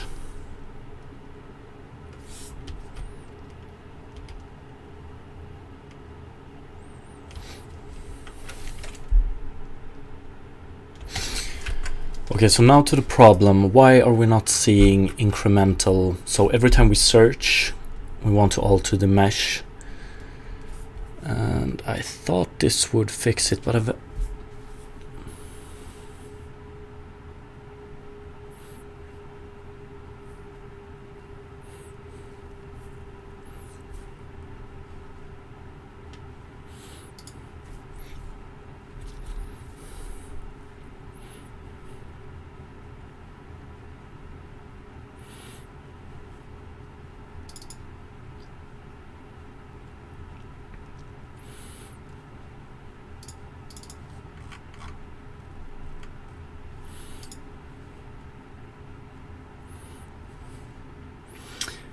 Reset source water temporary.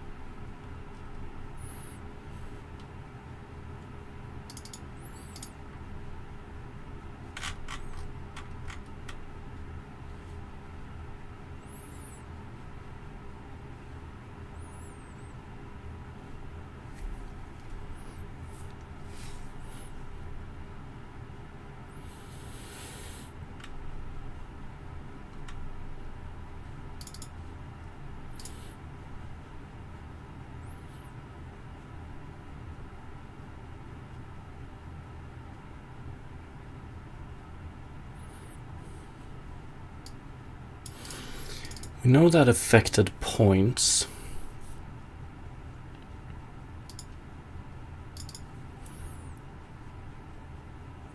grows.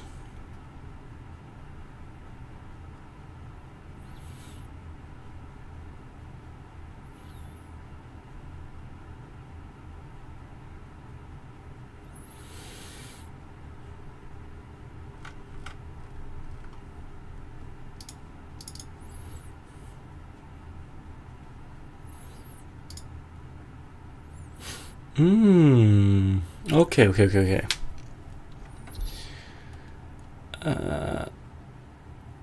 We spread it. Fuck. We set water temporary to fluid spread here.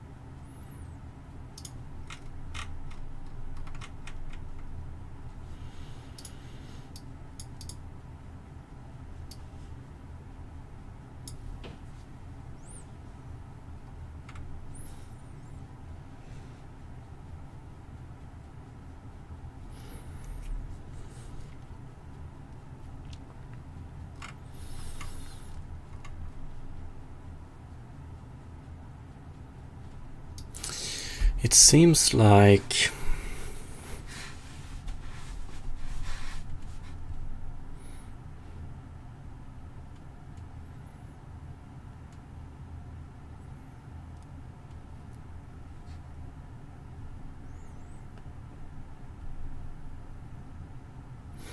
or I would guess it's something with, so when we try to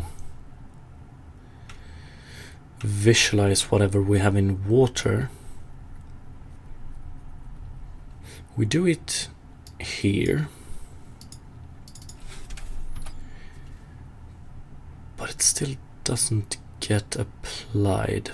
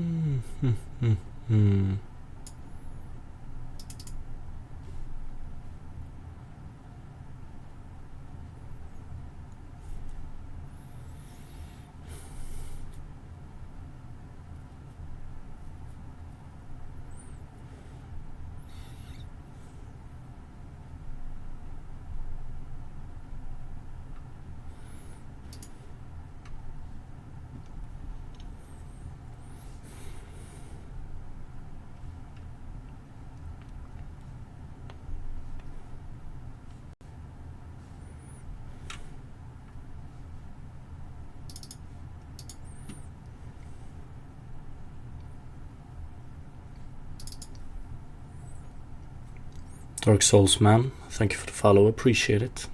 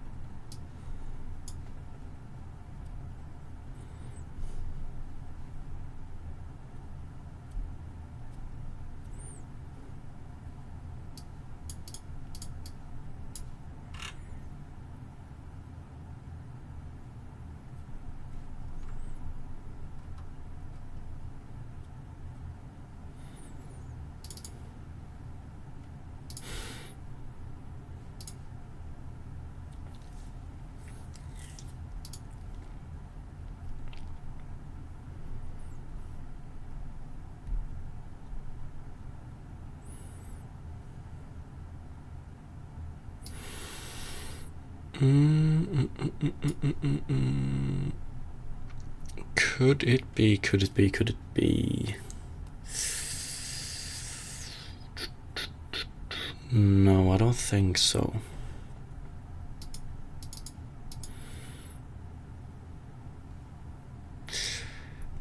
Or actually, yeah, definitely. Fuck. So what we want to do here is... Okay, so when we add fluid here, we set it to be equal to source plus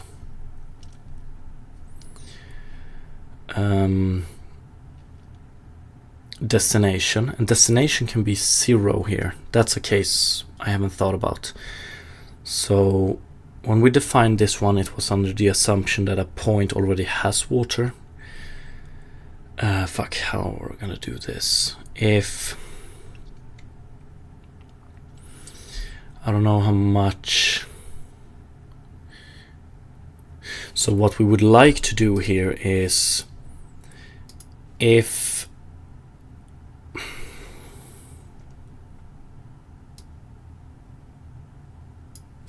yeah, this one is going to be way more complicated. So it's pretty much going to be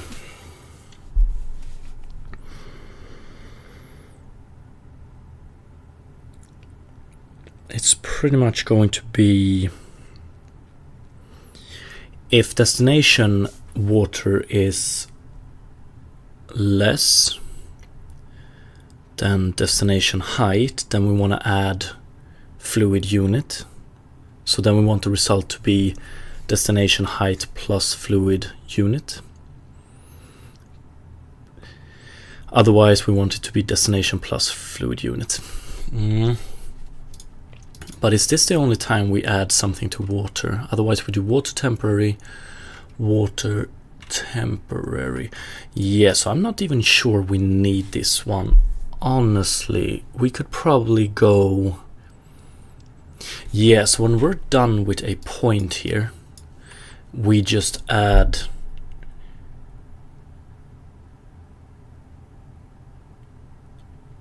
Yeah, then we set the water on it. I think so. But we still want to clear this one eventually, but we will always do that in the start here, so it should be okay.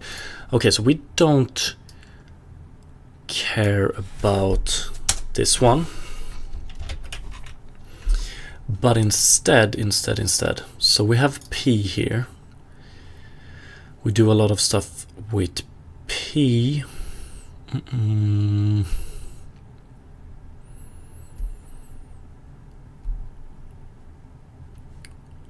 Or is it N we want to do it with? Fuck.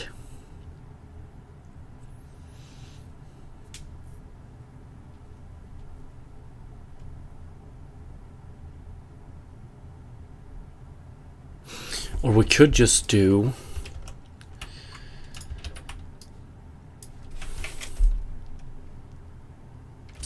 for each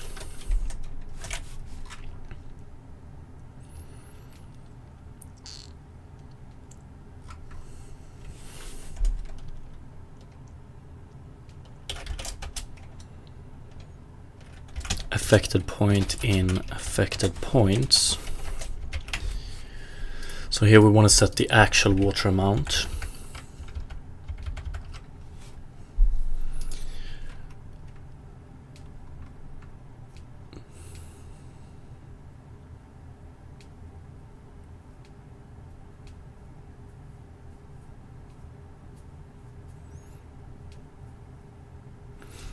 If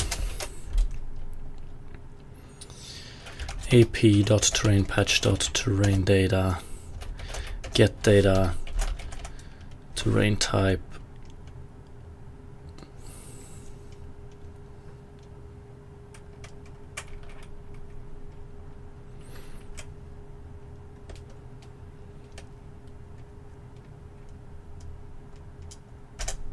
water is bigger than. Let's do this. Let's clean this up. To do properly update terrain data type water to be able to visualize it, whatever. Yo, what's up, Joe? Yeah, we don't have that much gameplay right now. We're doing terraforming. And it's pretty much just a dude running around adding water to the terrain. Or that's what I can show right now. But let's see, I want to do this, but before we do this, we're gonna clean this up a bit because I'm tired of things like this. I think it looks extremely messy. So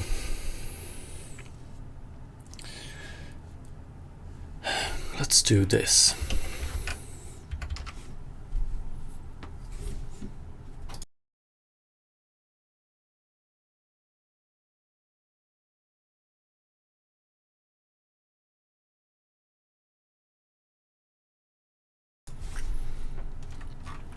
Let's add a terrain. Let's see here. Terrain fluid point.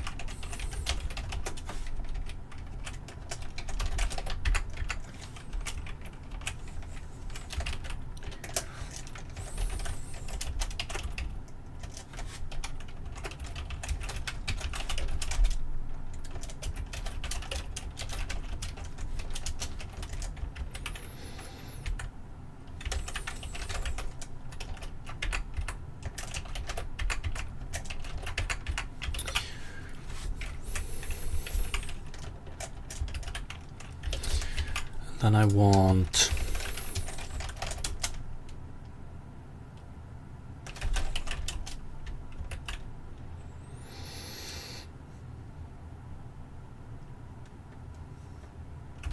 let's do it like this.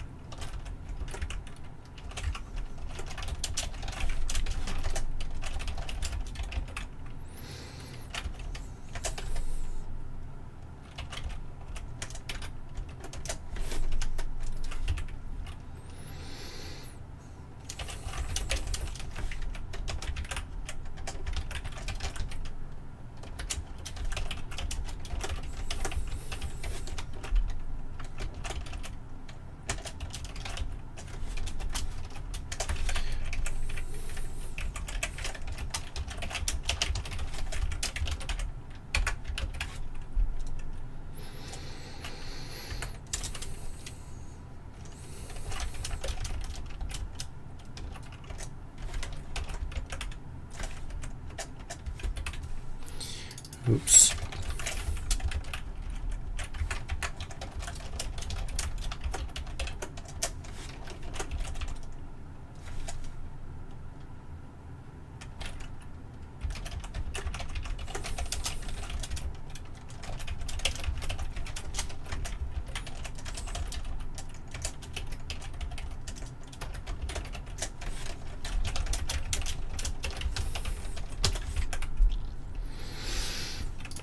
Probably gonna want a few more functions here. Let's see, terrain fluid solver. We have, yeah, we can put get neighbors.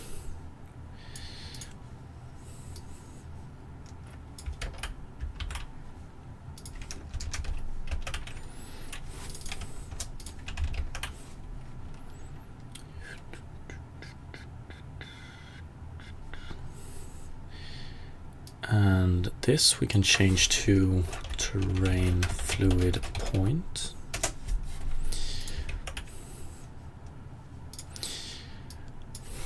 I'm gonna leave order by height.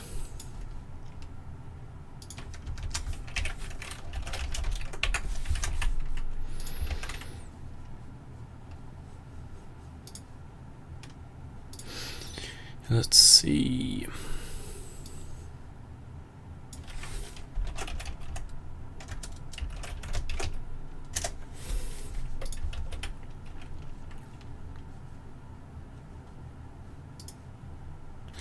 P.terrain patch. We're just gonna do terrain.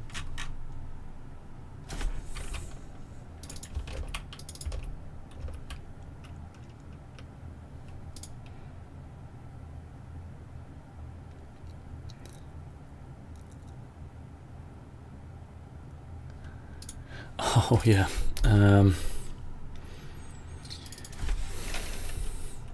Neighbor terrain patch. Get terrain patch unsafe. X, Y.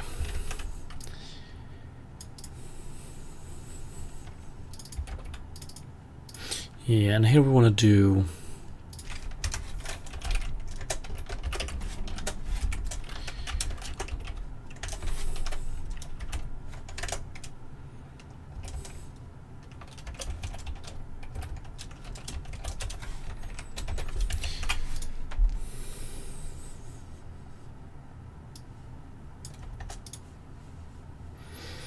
order by height, neighbors.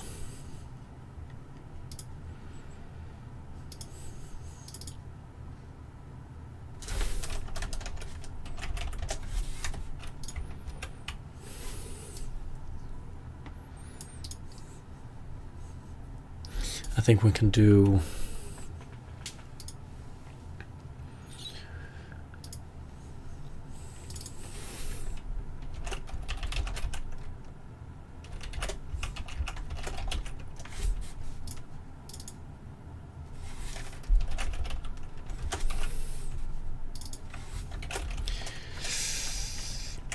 we don't have a none That's unfortunate.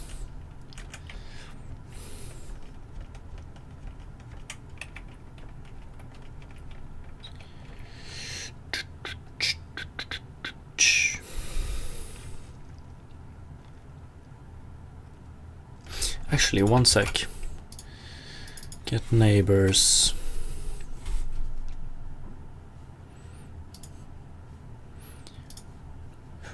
Oh, we do order them by height here. Okay. Okay.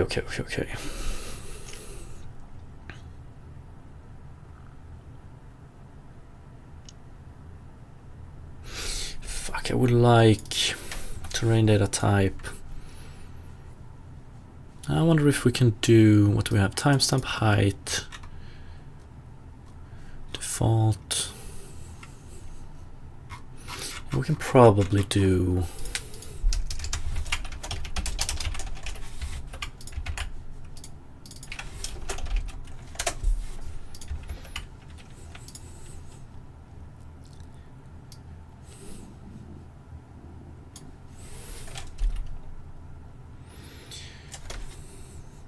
if order by is not equal to, or if it's equal to none, then we'll return neighbors. Otherwise we order them by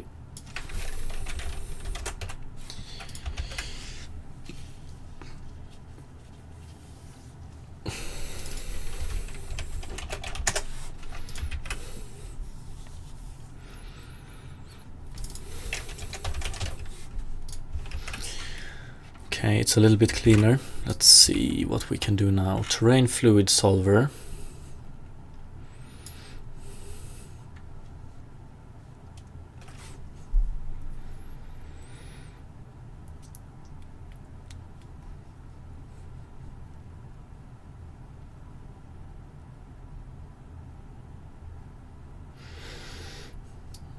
Do we still want to do this? Yeah, whatever. Terrain fluid point P.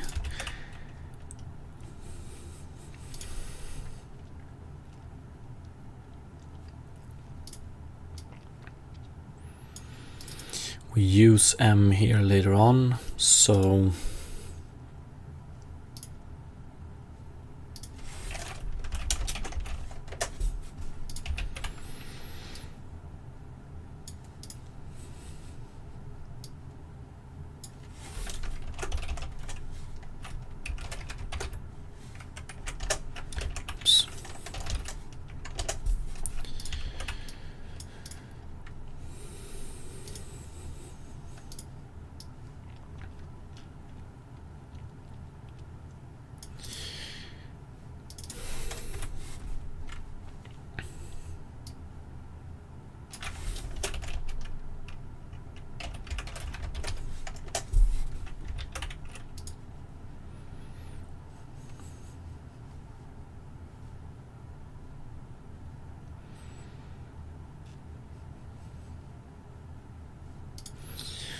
I wonder if, yeah, this one we can change to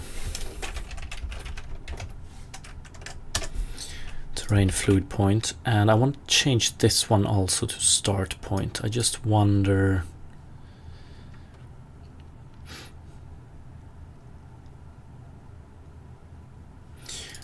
actually affected points, I think we can do it like this. Fluid amount, let's keep that one here, and then we do clear data, and then we do set data, terrain patch start, and then we create P here and we add it here. So we might as well do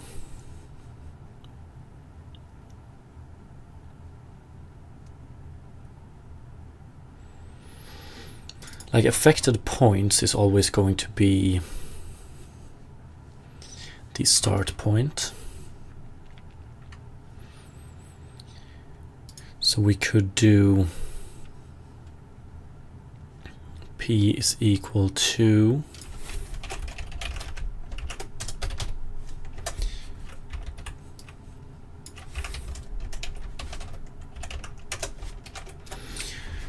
we're always gonna have 1 there, so we just wait with this. We set P here, clean this one up.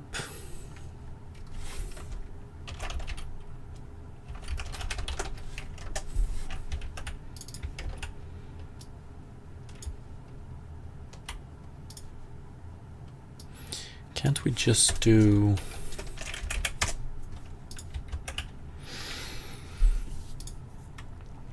yeah, and then we want to add the start point as well, or the start value. So that would be we want to set data and we want to do it by get data. So we can do, let's do it like this: p dot set value terrain data type water temporary, and the value we want to set is p dot get value terrain data type height plus fluid amount. Much prettier than whatever this was. Okay, so this is cleaner for now, but have I screwed something up? Clear water temporary, minima found false. We do affected points first. That's true, always going to be true. And we set the value water temporary, which has been cleared, and we set it to the height plus fluid amount. Yeah, this one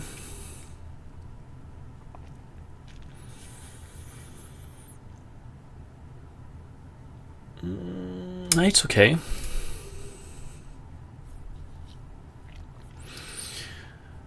Unvisited points P, and a minimum found. Get data height. Yeah, we don't need to save these now because we have a much cleaner way to do this. So we take the first and then we remove at 0. Check it, and then we do for every neighbor instead of doing this, we do p dot get neighbors. Fluid spread, calculate fluid spread amount. Yeah, we're gonna have to fix this one as well. Calculate fluid spread amount, and here we're gonna go with terrain fluid point P, terrain fluid point N. Can we fit this on one line? Maybe. And we don't need to do these. Instead we just do p dot get value height.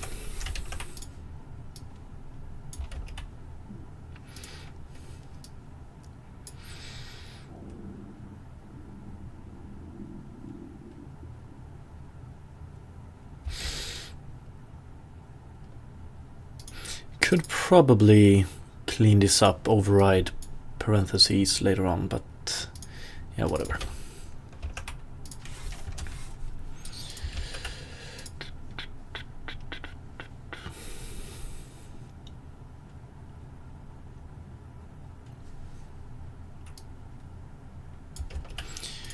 P height,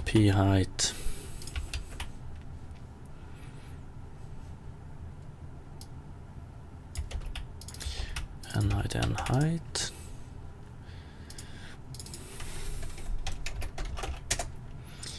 get value type.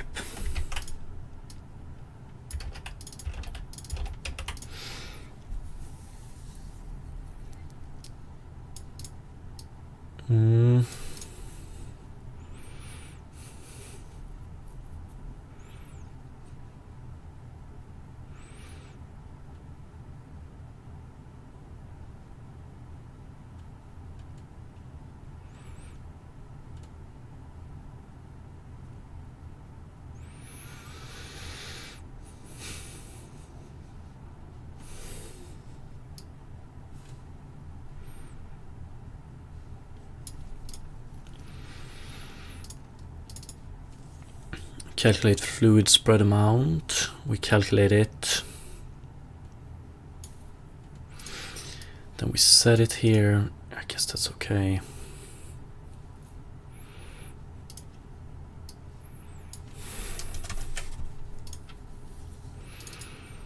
If fluid spread is bigger than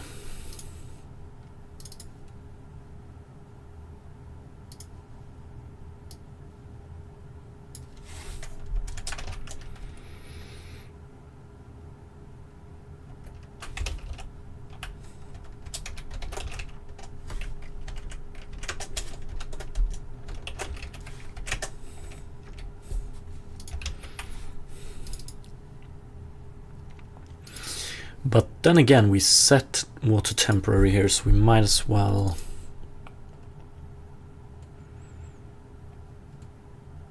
let's keep it like this. And then if affected points don't contain it, we add it to affected points. Then we calculate height difference here.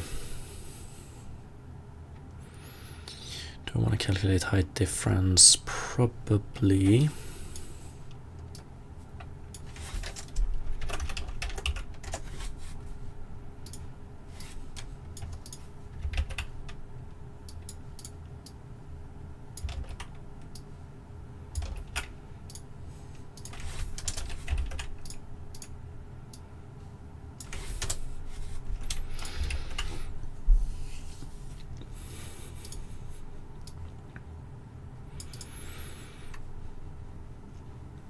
Order by descending.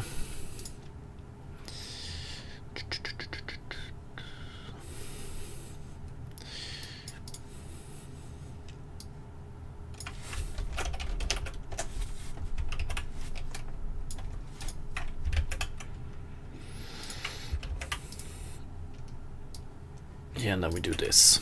Okay, it's a little bit cleaner, I think. Although.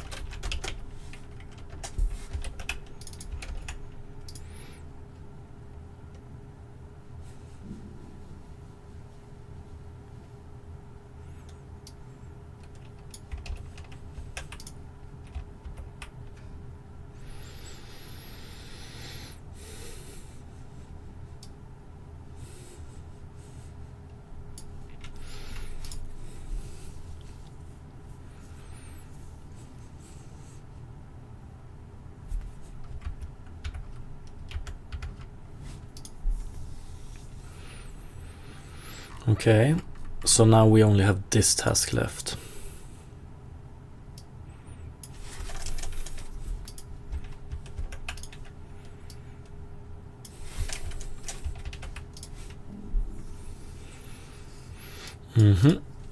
Okay, so now the big question is how to update water. So we move water to water previous, but we don't reset water. So we want to use, so if we start pouring out new water on top of water, exactly how we're going to visualize it, we can wait with that a little bit. But when we add the water, so it's probably going to look like something. If terrain data type or if the water for these points are greater than the height, then we do something. If it's not, we do something else, I think. And in fact, do we want to do it with... I think we want to do it with affected points here. Pretty damn sure. Do we want to do it in the end here? Yeah, so we want to do for each, not P, but AP in affected points. We do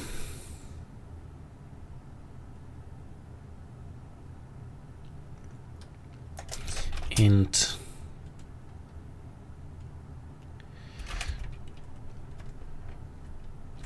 new value is equal to, and here we do if ap dot get value height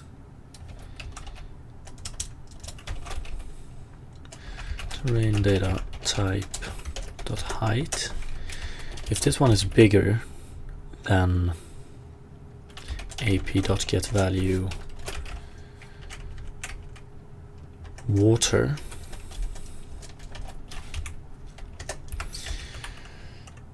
and then we want to return, or then we want to set the value to be equal to ap.getValue height plus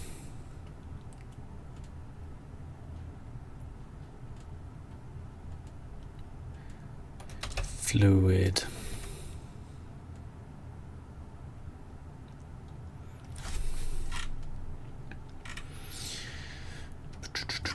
amount. Yeah, we can start with that one. Otherwise, the water is already higher, so we're trying to add water to a place that already has visible water. So then we just want to do it ap.getValue. Then we basically want to add fluid amount to water instead. It's just that so that the water is always visible, I think. So now we have a new value, so then we do ap.setValue, and we want to set water to be equal to new value. And then we'll return from this method with, yeah.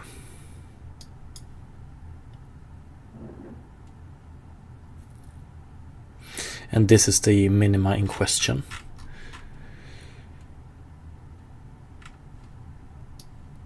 So when we exit from this one, we have, or we don't have a minima, but we have a point at least. So then we recalculate the fluid mesh data. This one does it based on water. Might want to clear that up. And then we update the fluid mesh. Then we just print this, we delay a bit. And these two things, like if we have found a minima, we don't want to do these things. So we have to reorganize some stuff here eventually. But let's keep it like this for now. So we add to this one, and then we move water previous to water. And at the end of this one, we alter the water one, right? But yeah, so we pretty much, whatever change we did to water down there, we override it. But it's okay because we have already used it, hopefully, to change the visuals. And yeah, then we do this over and over and over. Let's try it.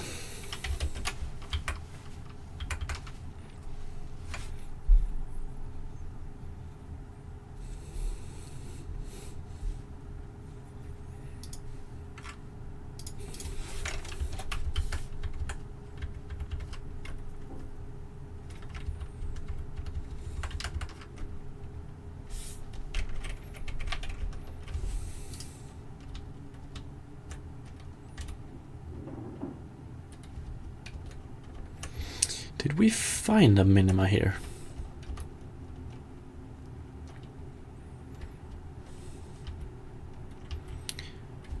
Is it this one then?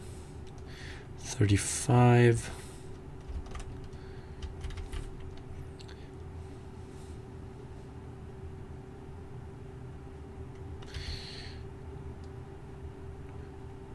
No, it's probably this one, right? 28. No. Fuck, would like to visualize which one that is as well. Yeah, let's do that before we continue. But one thing I notice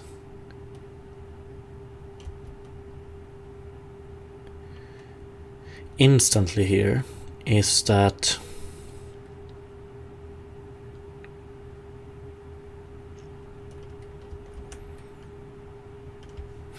we get a little bit of a blocky visualization, but that's okay.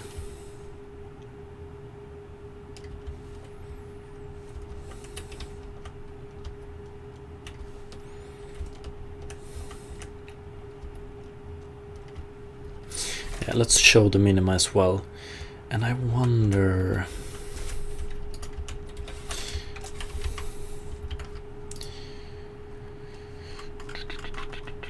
We're gonna show it by doing...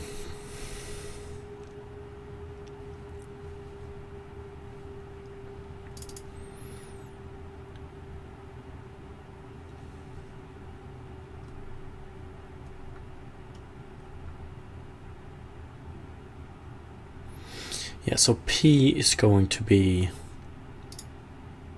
the minima. So for now, let's just do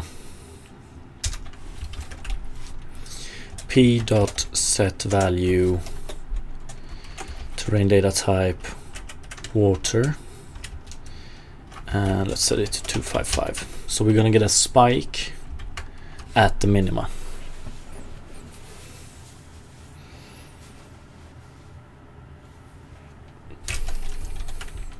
I think, or I hope.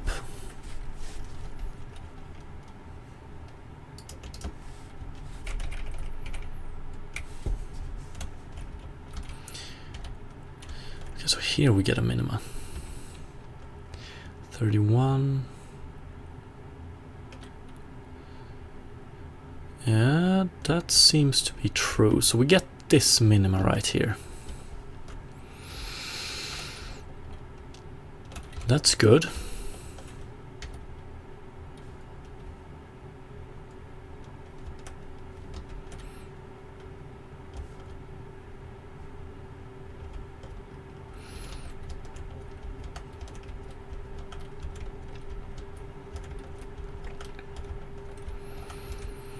Here we get a minima as well, but we never quit. That's weird.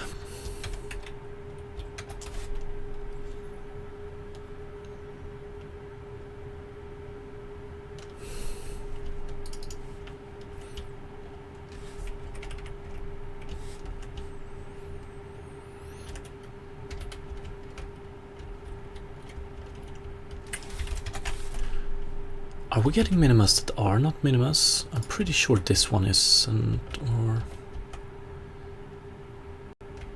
Oh, yeah, never mind. We want to do this. If minima found, that's when we want to do this.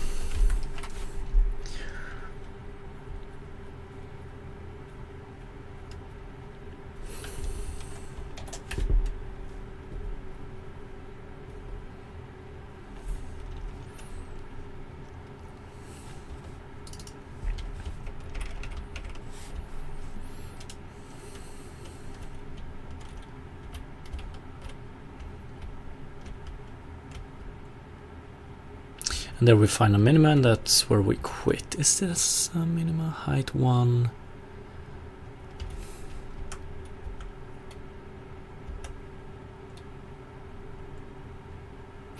Whoa. Yeah, this one shouldn't be a minima. This one...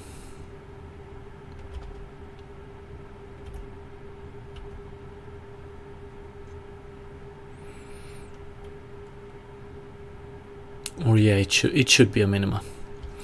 Never mind. And that's when we quit. And here we have a problem with the visualization. I wonder... like, this is not how I would like to visualize.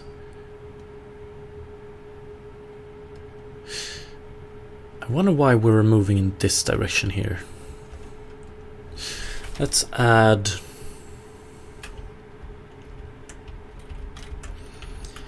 Let's add... In fact, I want to clear... Yeah, let's do this. When we have finished this step, let's see. Or actually, when we start this one, let's do...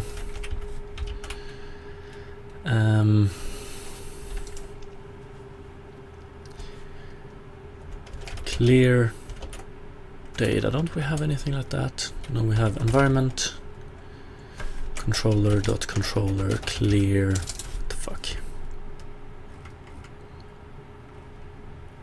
Yo, what's up, Cooler SK? Yes indeed, yes indeed.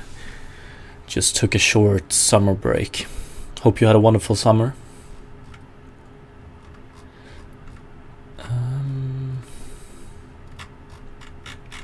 Don't we have any clear environment controller? Terrain.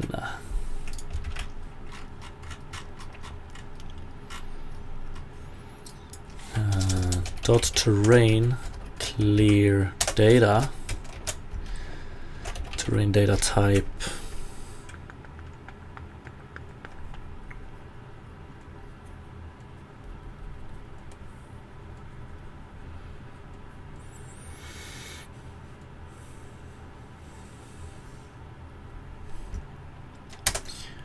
Water. So when we add new water, we just clear the previous one. Make it a bit more visible what we're doing.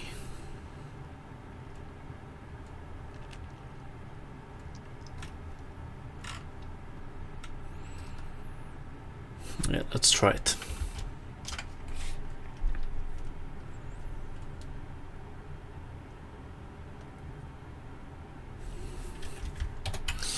It feels to me like when I watch this, it feels like we're doing the flood fill not how we used to do it, but rather like it looks like it prefers moving. That might not be true. Let's see. We add water here, and then we find the minima and we quit.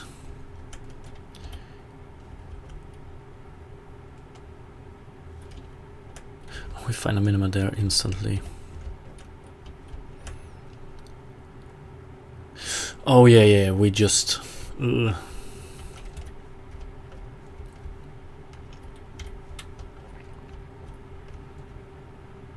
it finds its minimum. Okay, that's pretty good.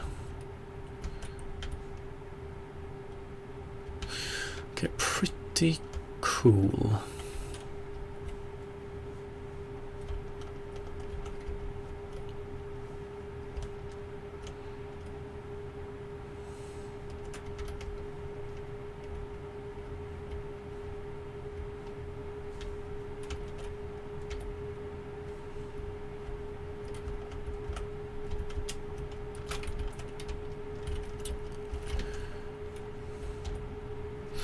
Coolersk, I actually do have a bit of news. Oh, please share. And Slow Slippy, thank you so much for the follow. Appreciate it.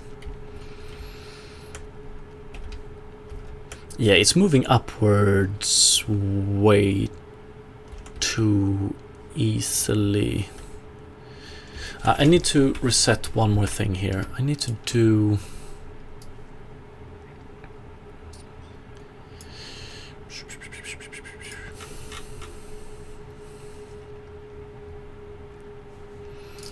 affected points here.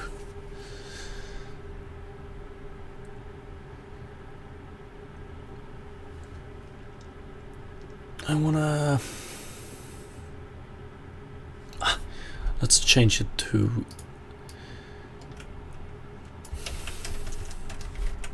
Let's do this. So when we find a minima, finish step 1. Let's just do await task.delay 2 seconds, and then do clear data water, and then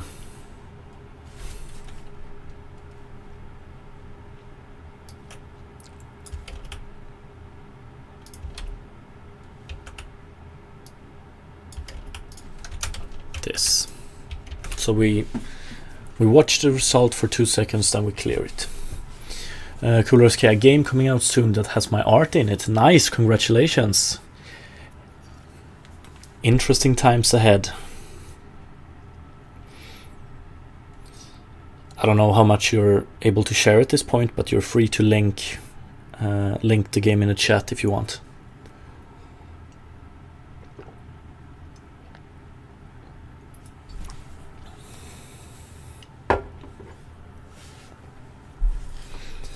Eye of the Commando. Nice. Let me just store that link.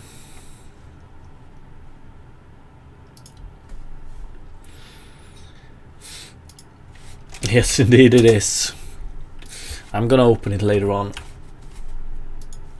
Don't want to out my Steam account, you know.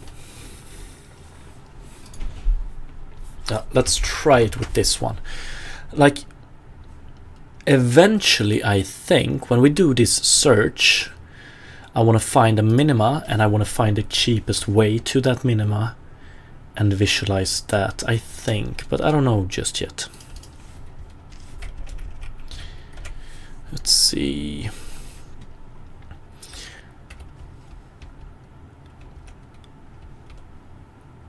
Like, why the fuck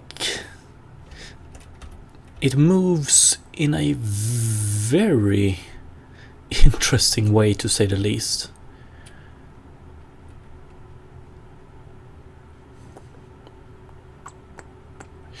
Yeah, I think we want to make it more costly to move upwards and less costly to move downwards. I guess we're moving in, or I have no idea what's happening here. It's kind of okay.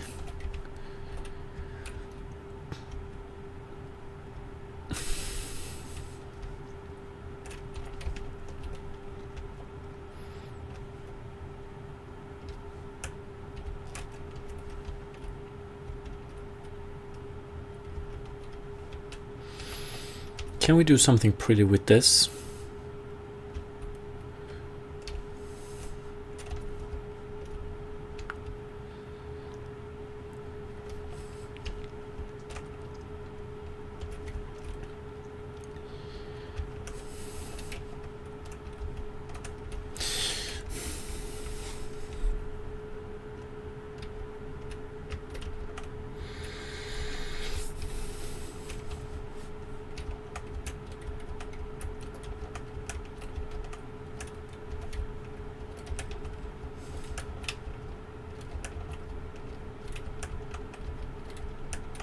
Or actually,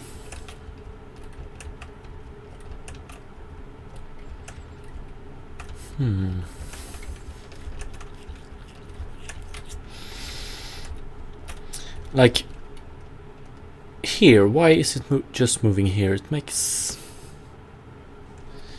maybe it does make sense. Yeah, it does. Yeah, it does. We want to in.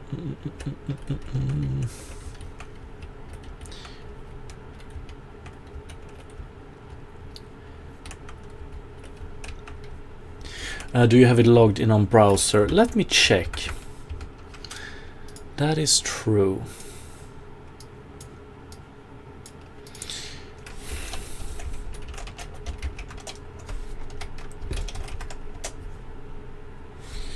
Let's see.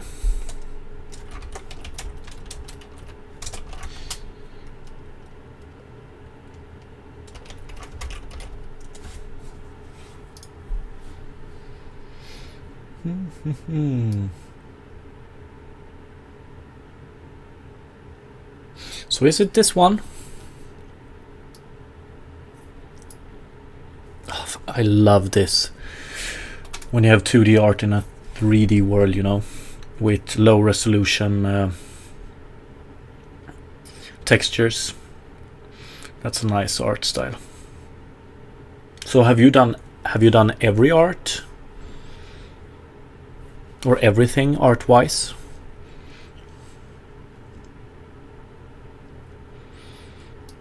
Ooh. Very nice. Looks very good. The textures as well.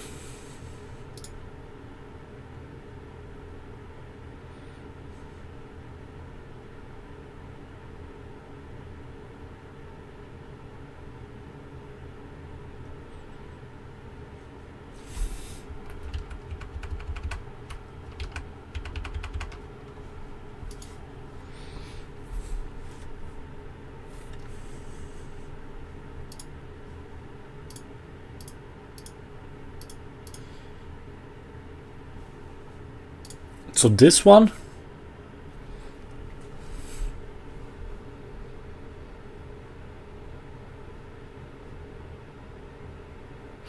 looks very, very good. Congratulations. Hope it has a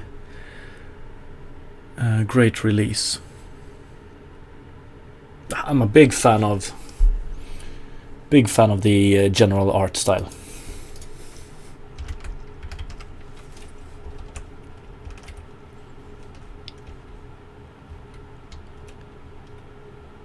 So here we have a weird case. Why is it not moving downwards here, I wonder?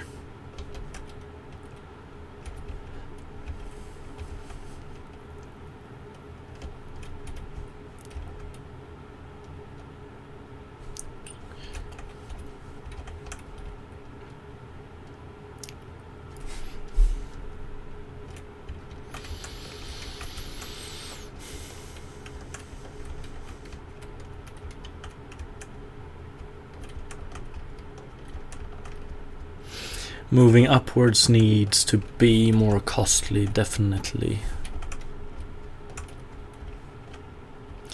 Moving downwards shouldn't cost anything, I don't think.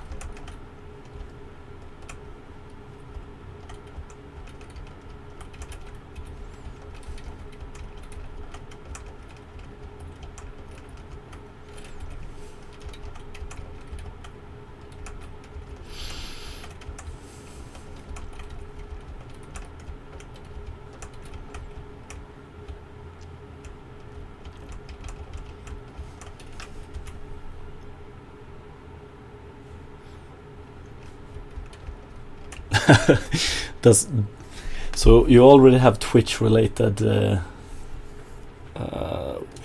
fuck is that word for it? Emojis.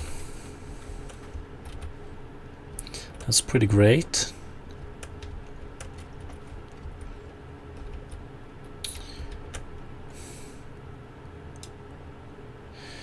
Like when we go, in this case, moving downwards should be free.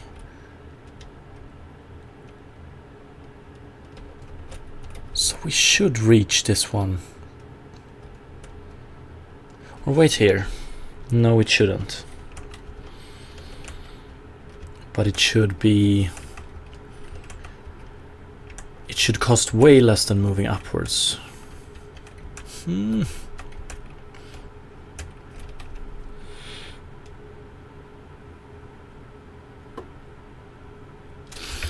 let's see.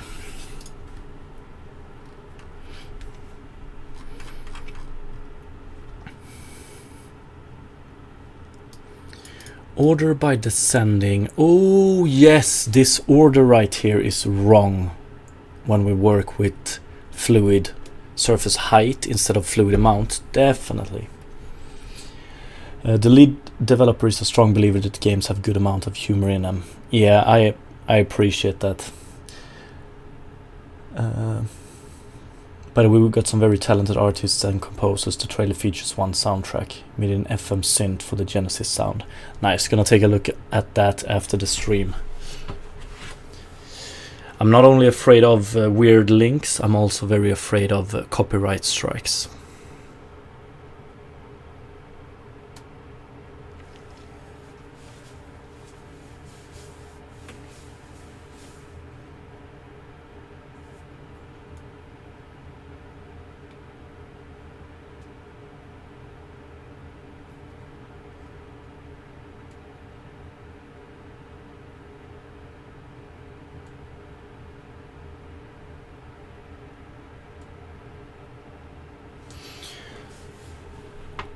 Out of context, what up, what up, what up? Okay, so the question is, how do we want to order these now? We want to order them by height, I think. And we want to order them by ascending. So we're going to change this one to order by. And we're going to order them by height.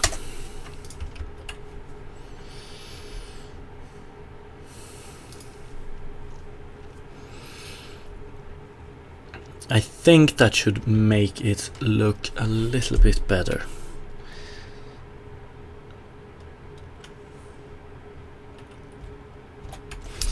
But I think yeah,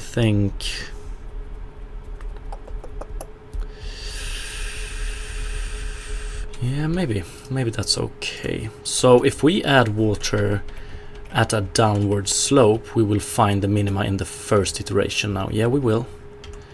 That is great. And we will, we get this extremely nice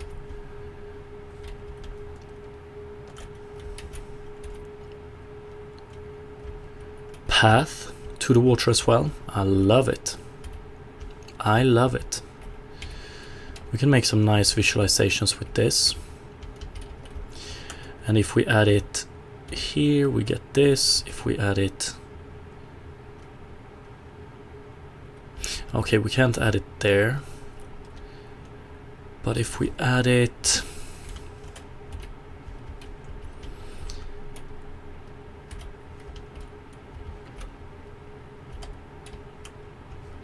this is beautiful.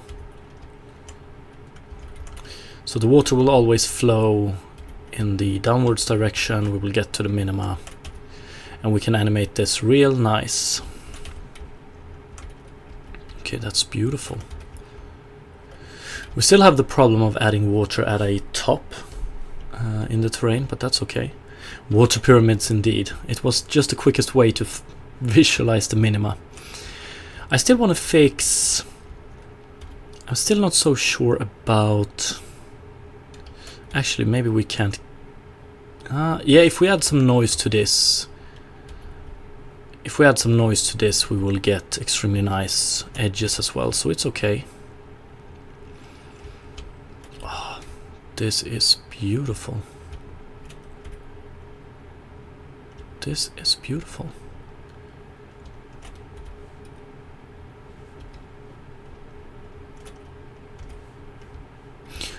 Ooh, I wonder what happened here though.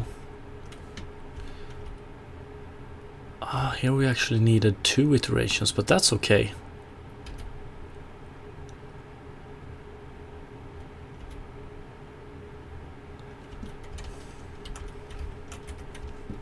Yeah, low effort water bending. It's not the prettiest water, you know. Not yet, at least. Okay, this works wonderful. I think we can have we can do it multiple times, no frame drops. This is great. And then when we have the minima,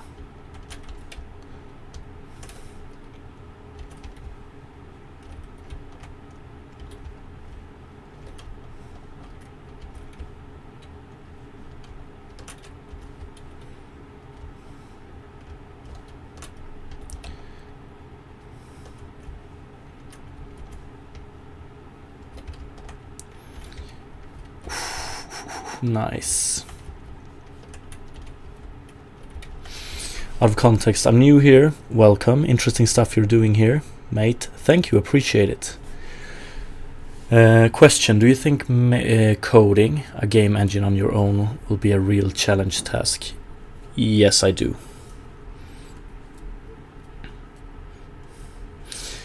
I mean,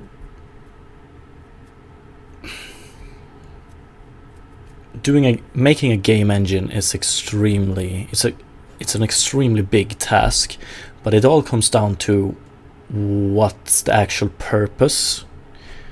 Like, what's the purpose for you doing it? Like, I would say if the purpose is to make a game, I would probably almost always recommend going with one of the existing game engines. But if the purpose is just learning, then I think go for it. But yeah, it's a real challenging task.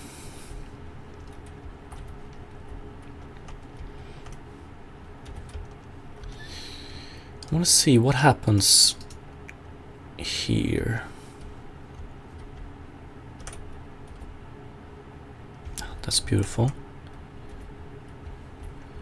It's a little bit weird that we find that one, but I don't care.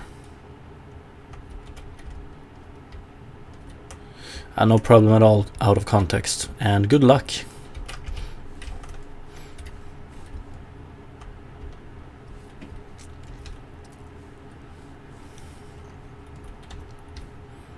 Okay, this is great. I love this. I love what I'm seeing here. Because the idea is, so if we have this one, for instance, let's say that we have this. So the player starts adding water to this point. For each point we go through here, apart from changing the water amount, we will also change the timestamp variable, which means that we visit this point first. So this one will have a value of current timestamp plus some value, and for each, the further away we get from this point, we will add a greater and greater timestamp. So then in the shader we can interpolate between old water state and new water state, and using the timestamps we can actually make this this part appear as if it's flowing from this point, basically flowing down to here. And the next step is going to be, given that we fill up this point with more and more and more water, we're just going to fill it up basically, and while we're filling it up and visually communicate it to the player, we're also going to calculate the fluid amount we can add without everything, or without it overflowing. So then when we stop pouring water, we're gonna dry up the overflow part and just show the final amount of water, so the pool of water. And hopefully so right now we're actually using 4 floats or 4 bytes to represent everything water related, excluding the normals and position, of course. But we have water, water previous, water temporary, and timestamp. And my goal is that these 4 will be enough to properly visualize this water in such a way that it looks good, basically. But yeah, we're gonna have to wait and find out when it comes to that part.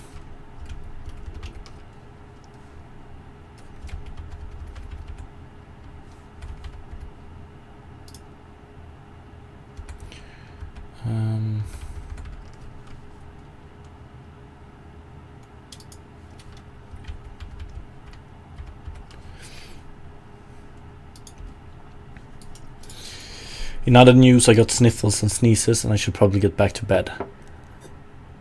Get better soon, Cooler SK. And thank you for dropping by. And good luck with the game.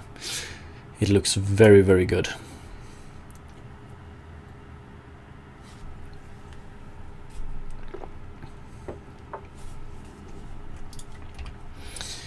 I just wonder... Okay. So the hard part here is going to be, I still want to, so let's see, let's take this example for instance. There we go.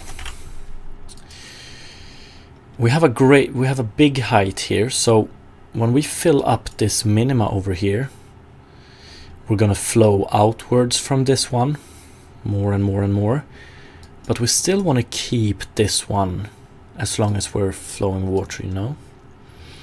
It might be hard, but yeah, let's do it.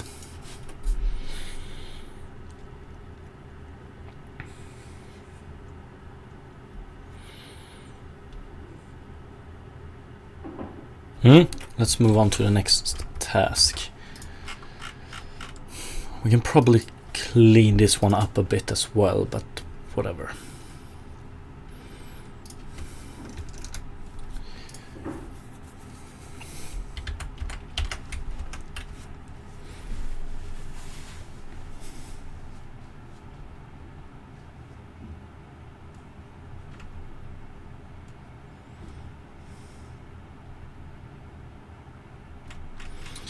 So let's see.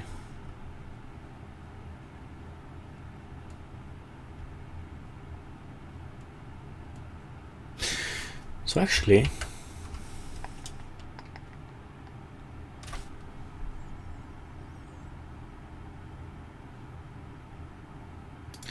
I just want to try one thing real quick.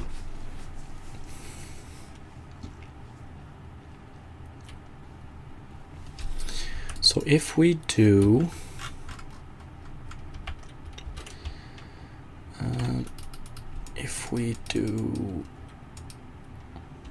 this, or actually let's make it a little bit bigger. We do this, and then we do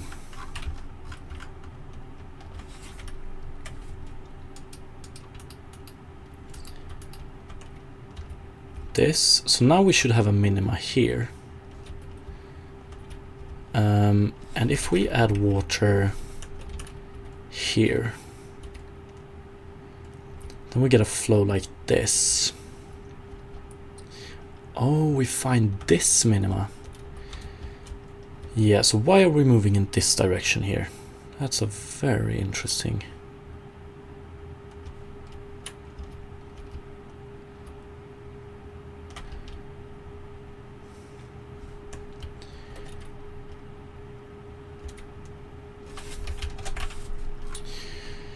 I would think that the flow would be so a greater and greater and greater pool around the entry point. Very interested in why it's moving in this direction.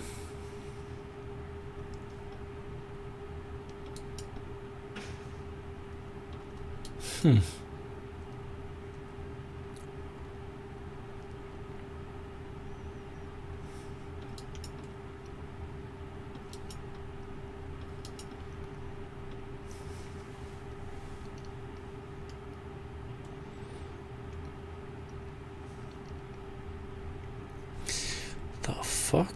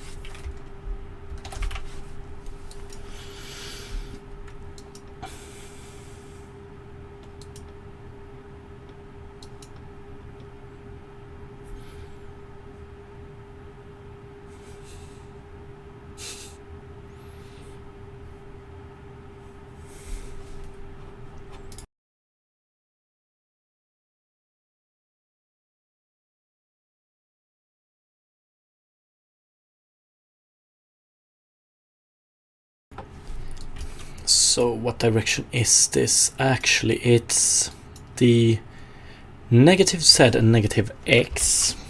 Makes sense because get neighbors. Where do we have it? Get neighbors.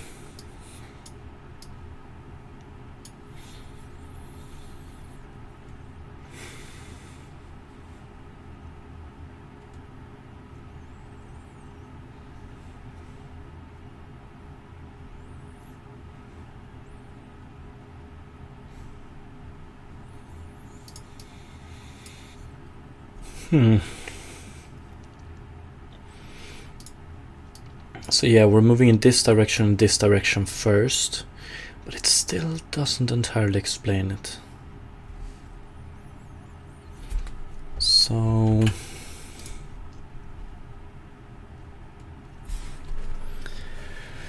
yo, what's up, Jeff at HR?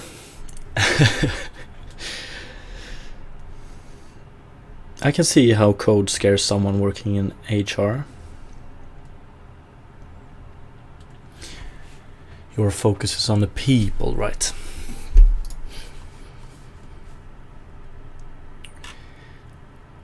So what the hell do we have here? Get neighbors, calculate fluid spread amount, unvisited points, affected points. If affected points contain n, height difference, p minus n,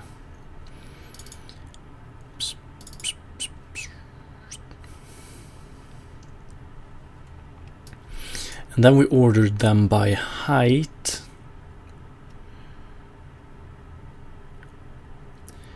Unvisited points count.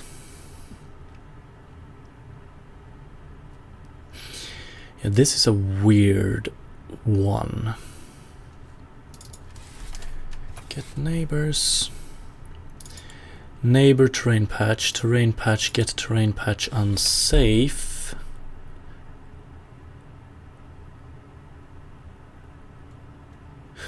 Oh, whoa. We need to do something here, I think.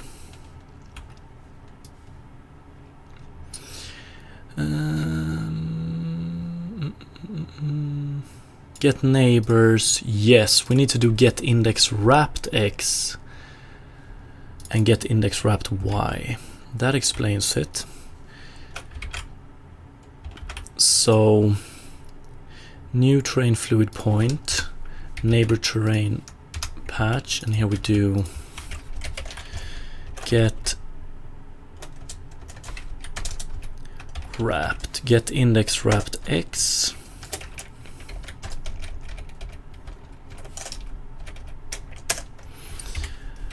And neighbor terrain patch dot get index wrapped y.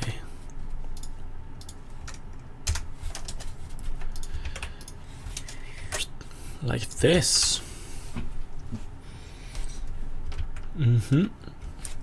I'm pretty surprised that we didn't get an error or warning or anything, or runtime error by this.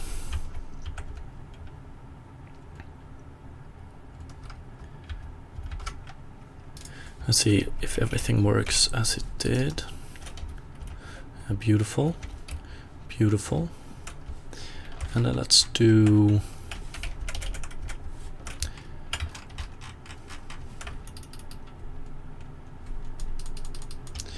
zero, and let's do minus 0.4. Let's make it big. And then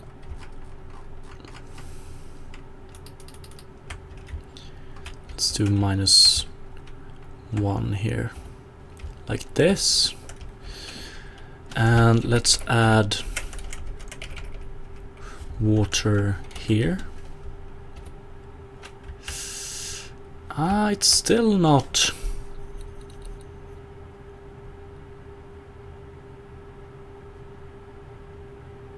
It's still sort of fucked.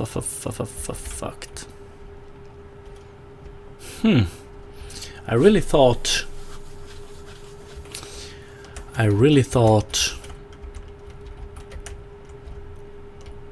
this was the reason, but apparently it's not. Jeff at HR, you're a Sigma, you don't get errors. I don't get runtime errors, but the code still don't work. The fuck, okay. Okay, so if it's not this, then what is it?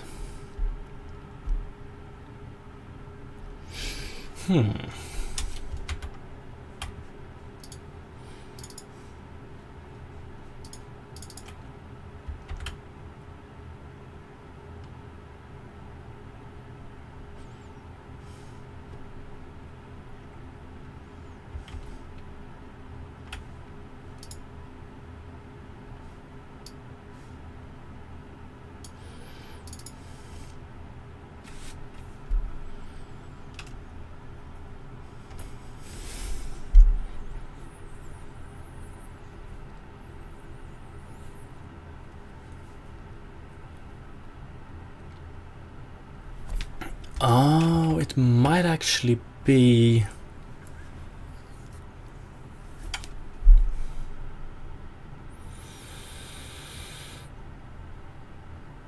Hmm.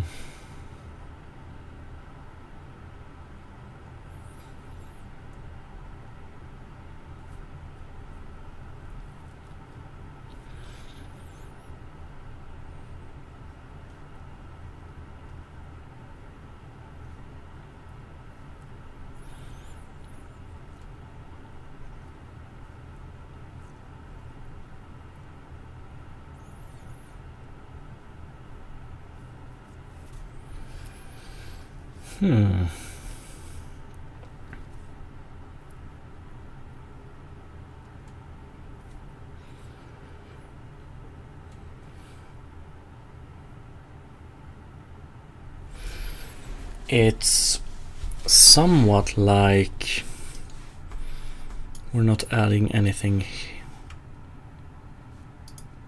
or let's see here, like affected points.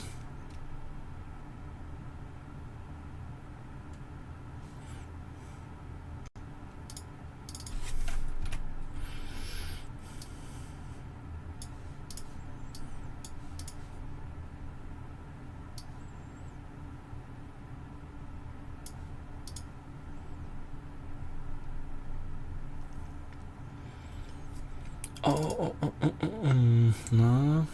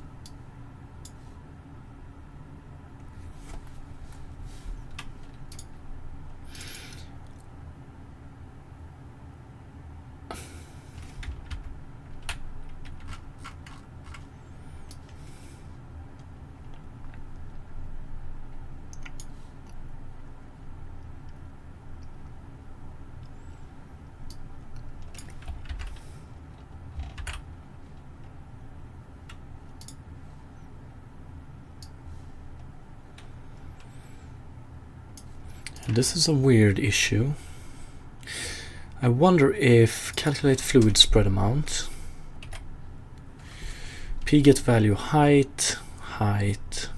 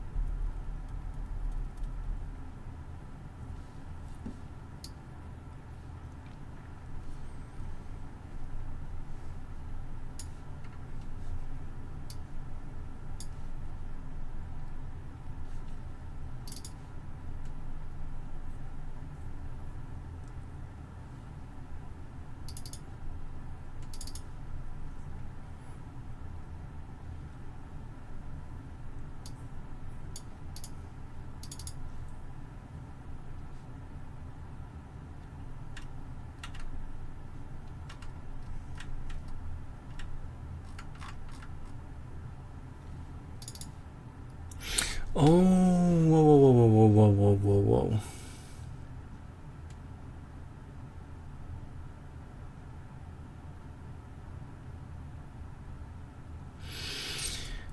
Yes.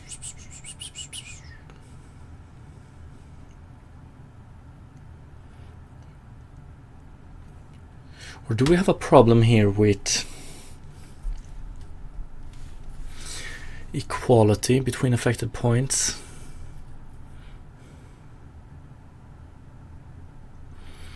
Do I need to override it? I shouldn't need to.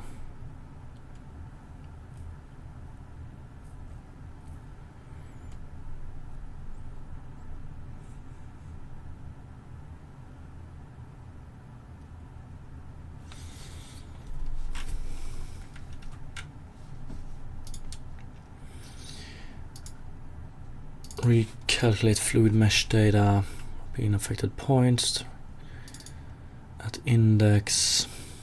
Looks to be okay.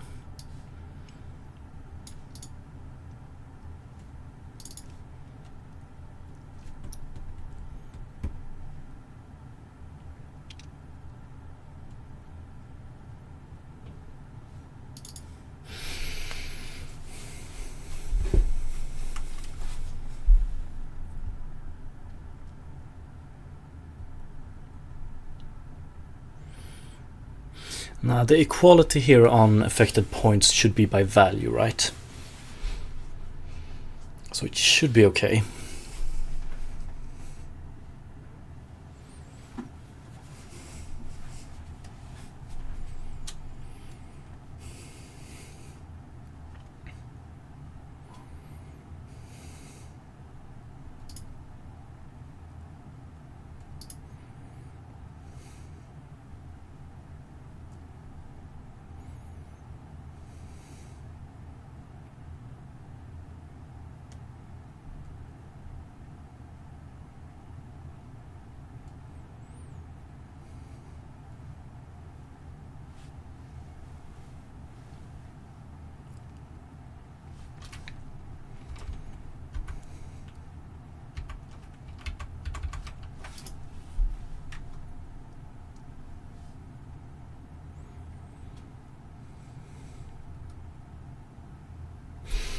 I need to take a look at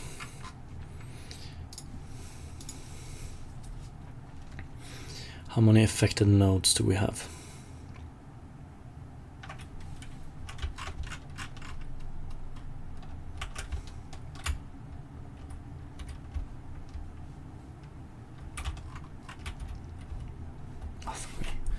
Uh,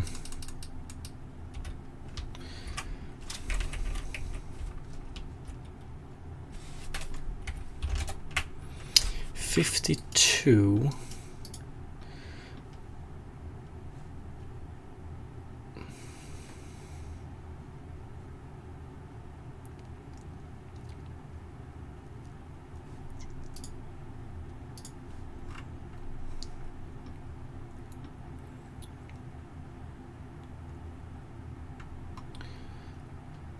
Why is it moving in that direction? 183, 253. And if we do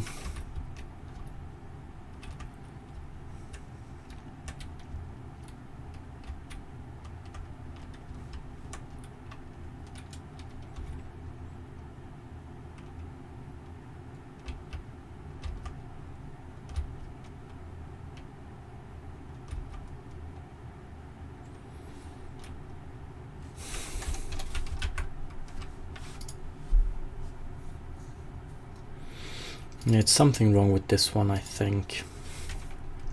It has to be. This one decides J plus plus.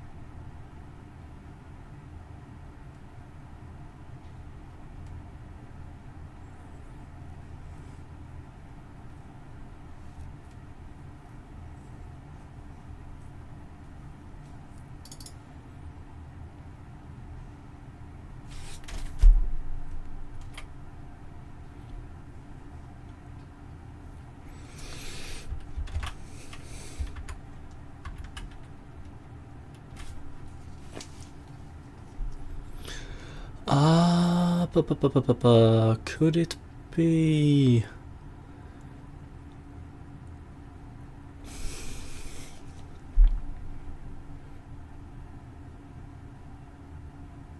No.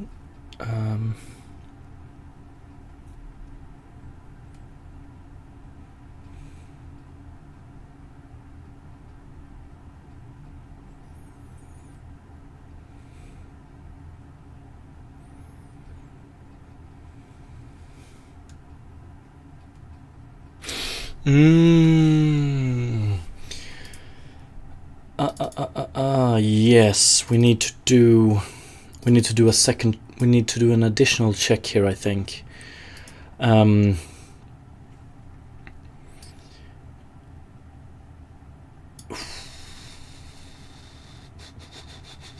Yes, because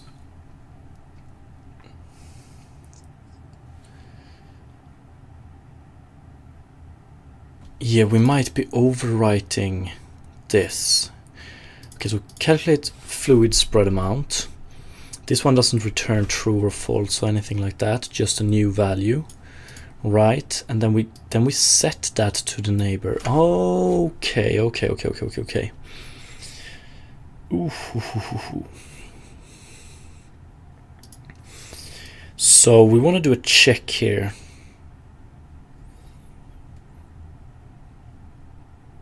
We want to check if, I guess we could check if neighbor is already in affected nodes. If so, we just continue.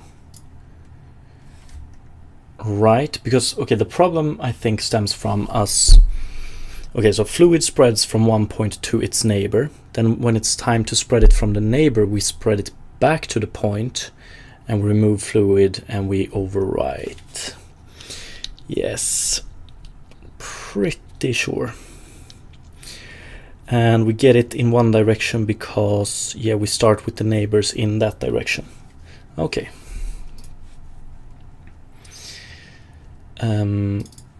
Affected points, yeah, we don't want to loop through, so we can just do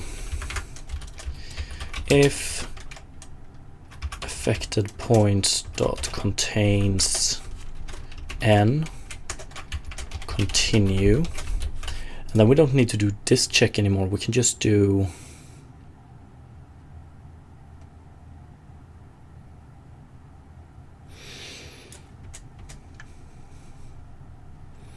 at the end here we do affected points.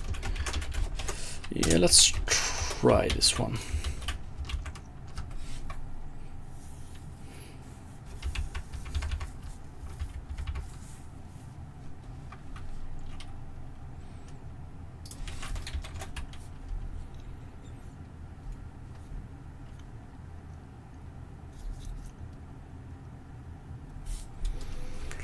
Let's see if it works with the old solution first.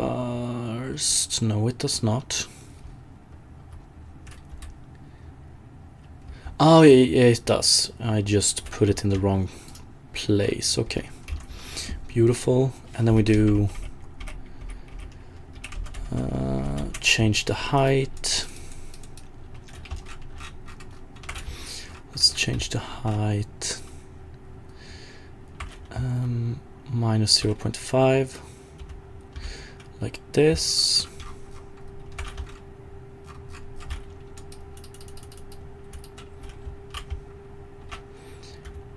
Like this. And then we do, so if we do water, if we start pouring out water here now, we will get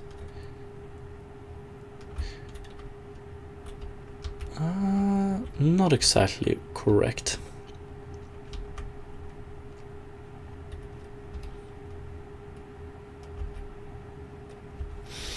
Okay, I know why.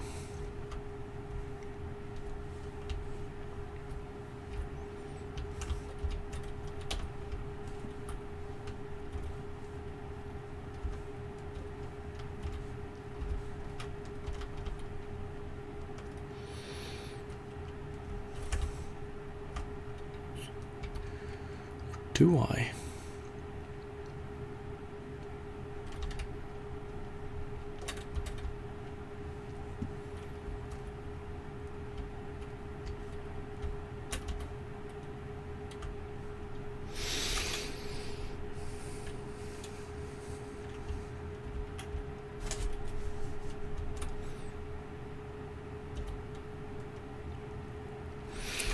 Yeah, so we're never moving further away than the affected points.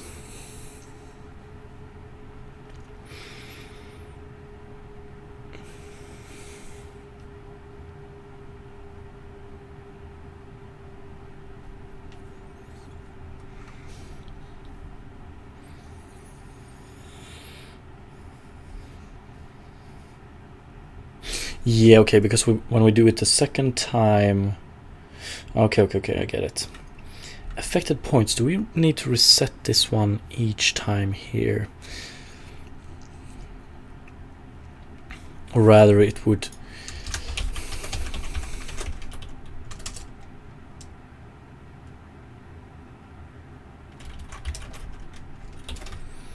Guess we could fix it by doing visited points.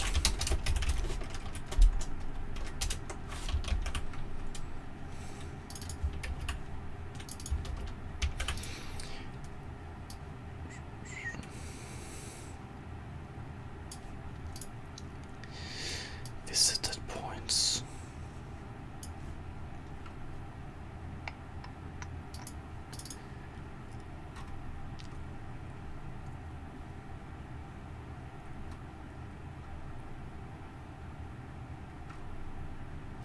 I wonder if we can just do it visited points. We need affected points on the outside here though, that's true.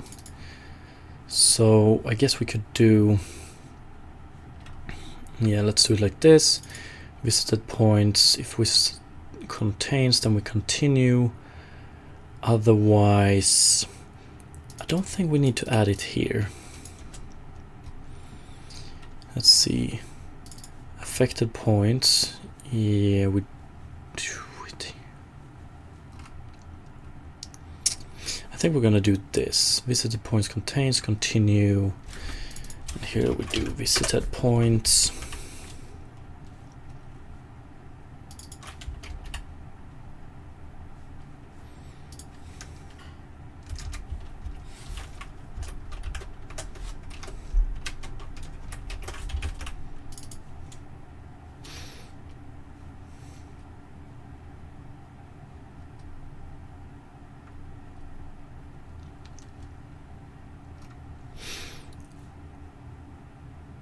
Actually, that's not true. Visited points add P.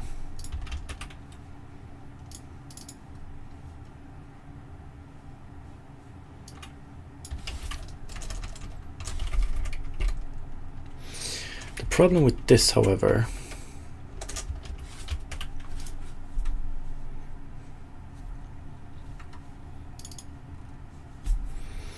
and then we just change visited points. If minima found, I also want to do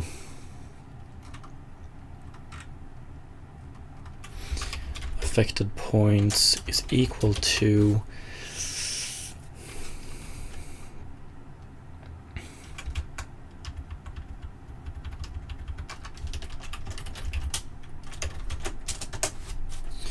union or something.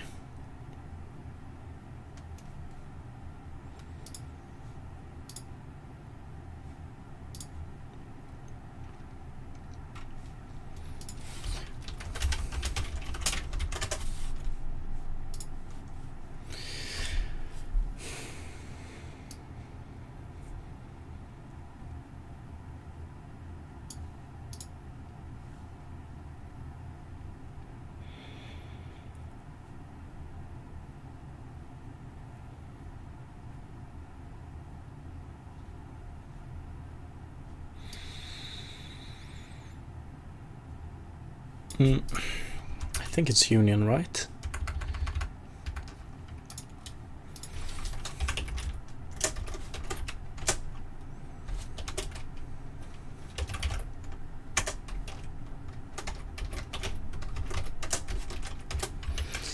Something like this. It went a little fast, so might still have some errors.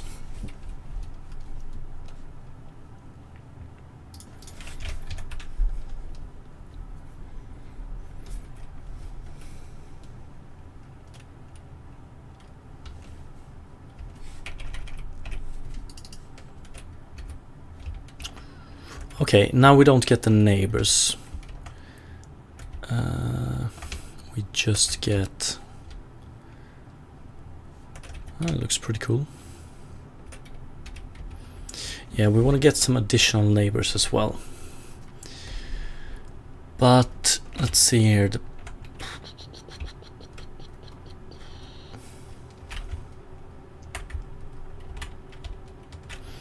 How would it look?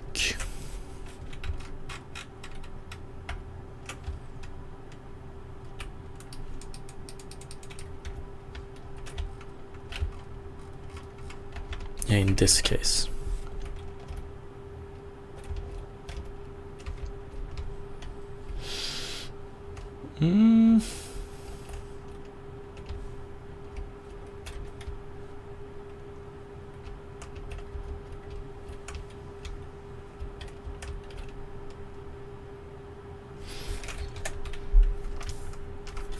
Yeah, I'm gonna have to move this forward a little bit slower. So previously, or currently, visited points, we only do visited points for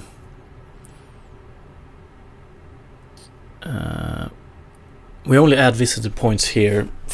We only add the points that actually spread to their neighbors, and we actually need the neighbors as well in visited points, even though they are not visited points.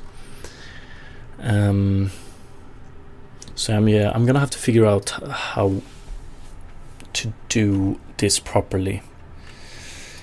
But the problem was, if we do affected points contains n here continue, that means that after the first iteration we never extend the area we're searching. But yeah, this is a good start.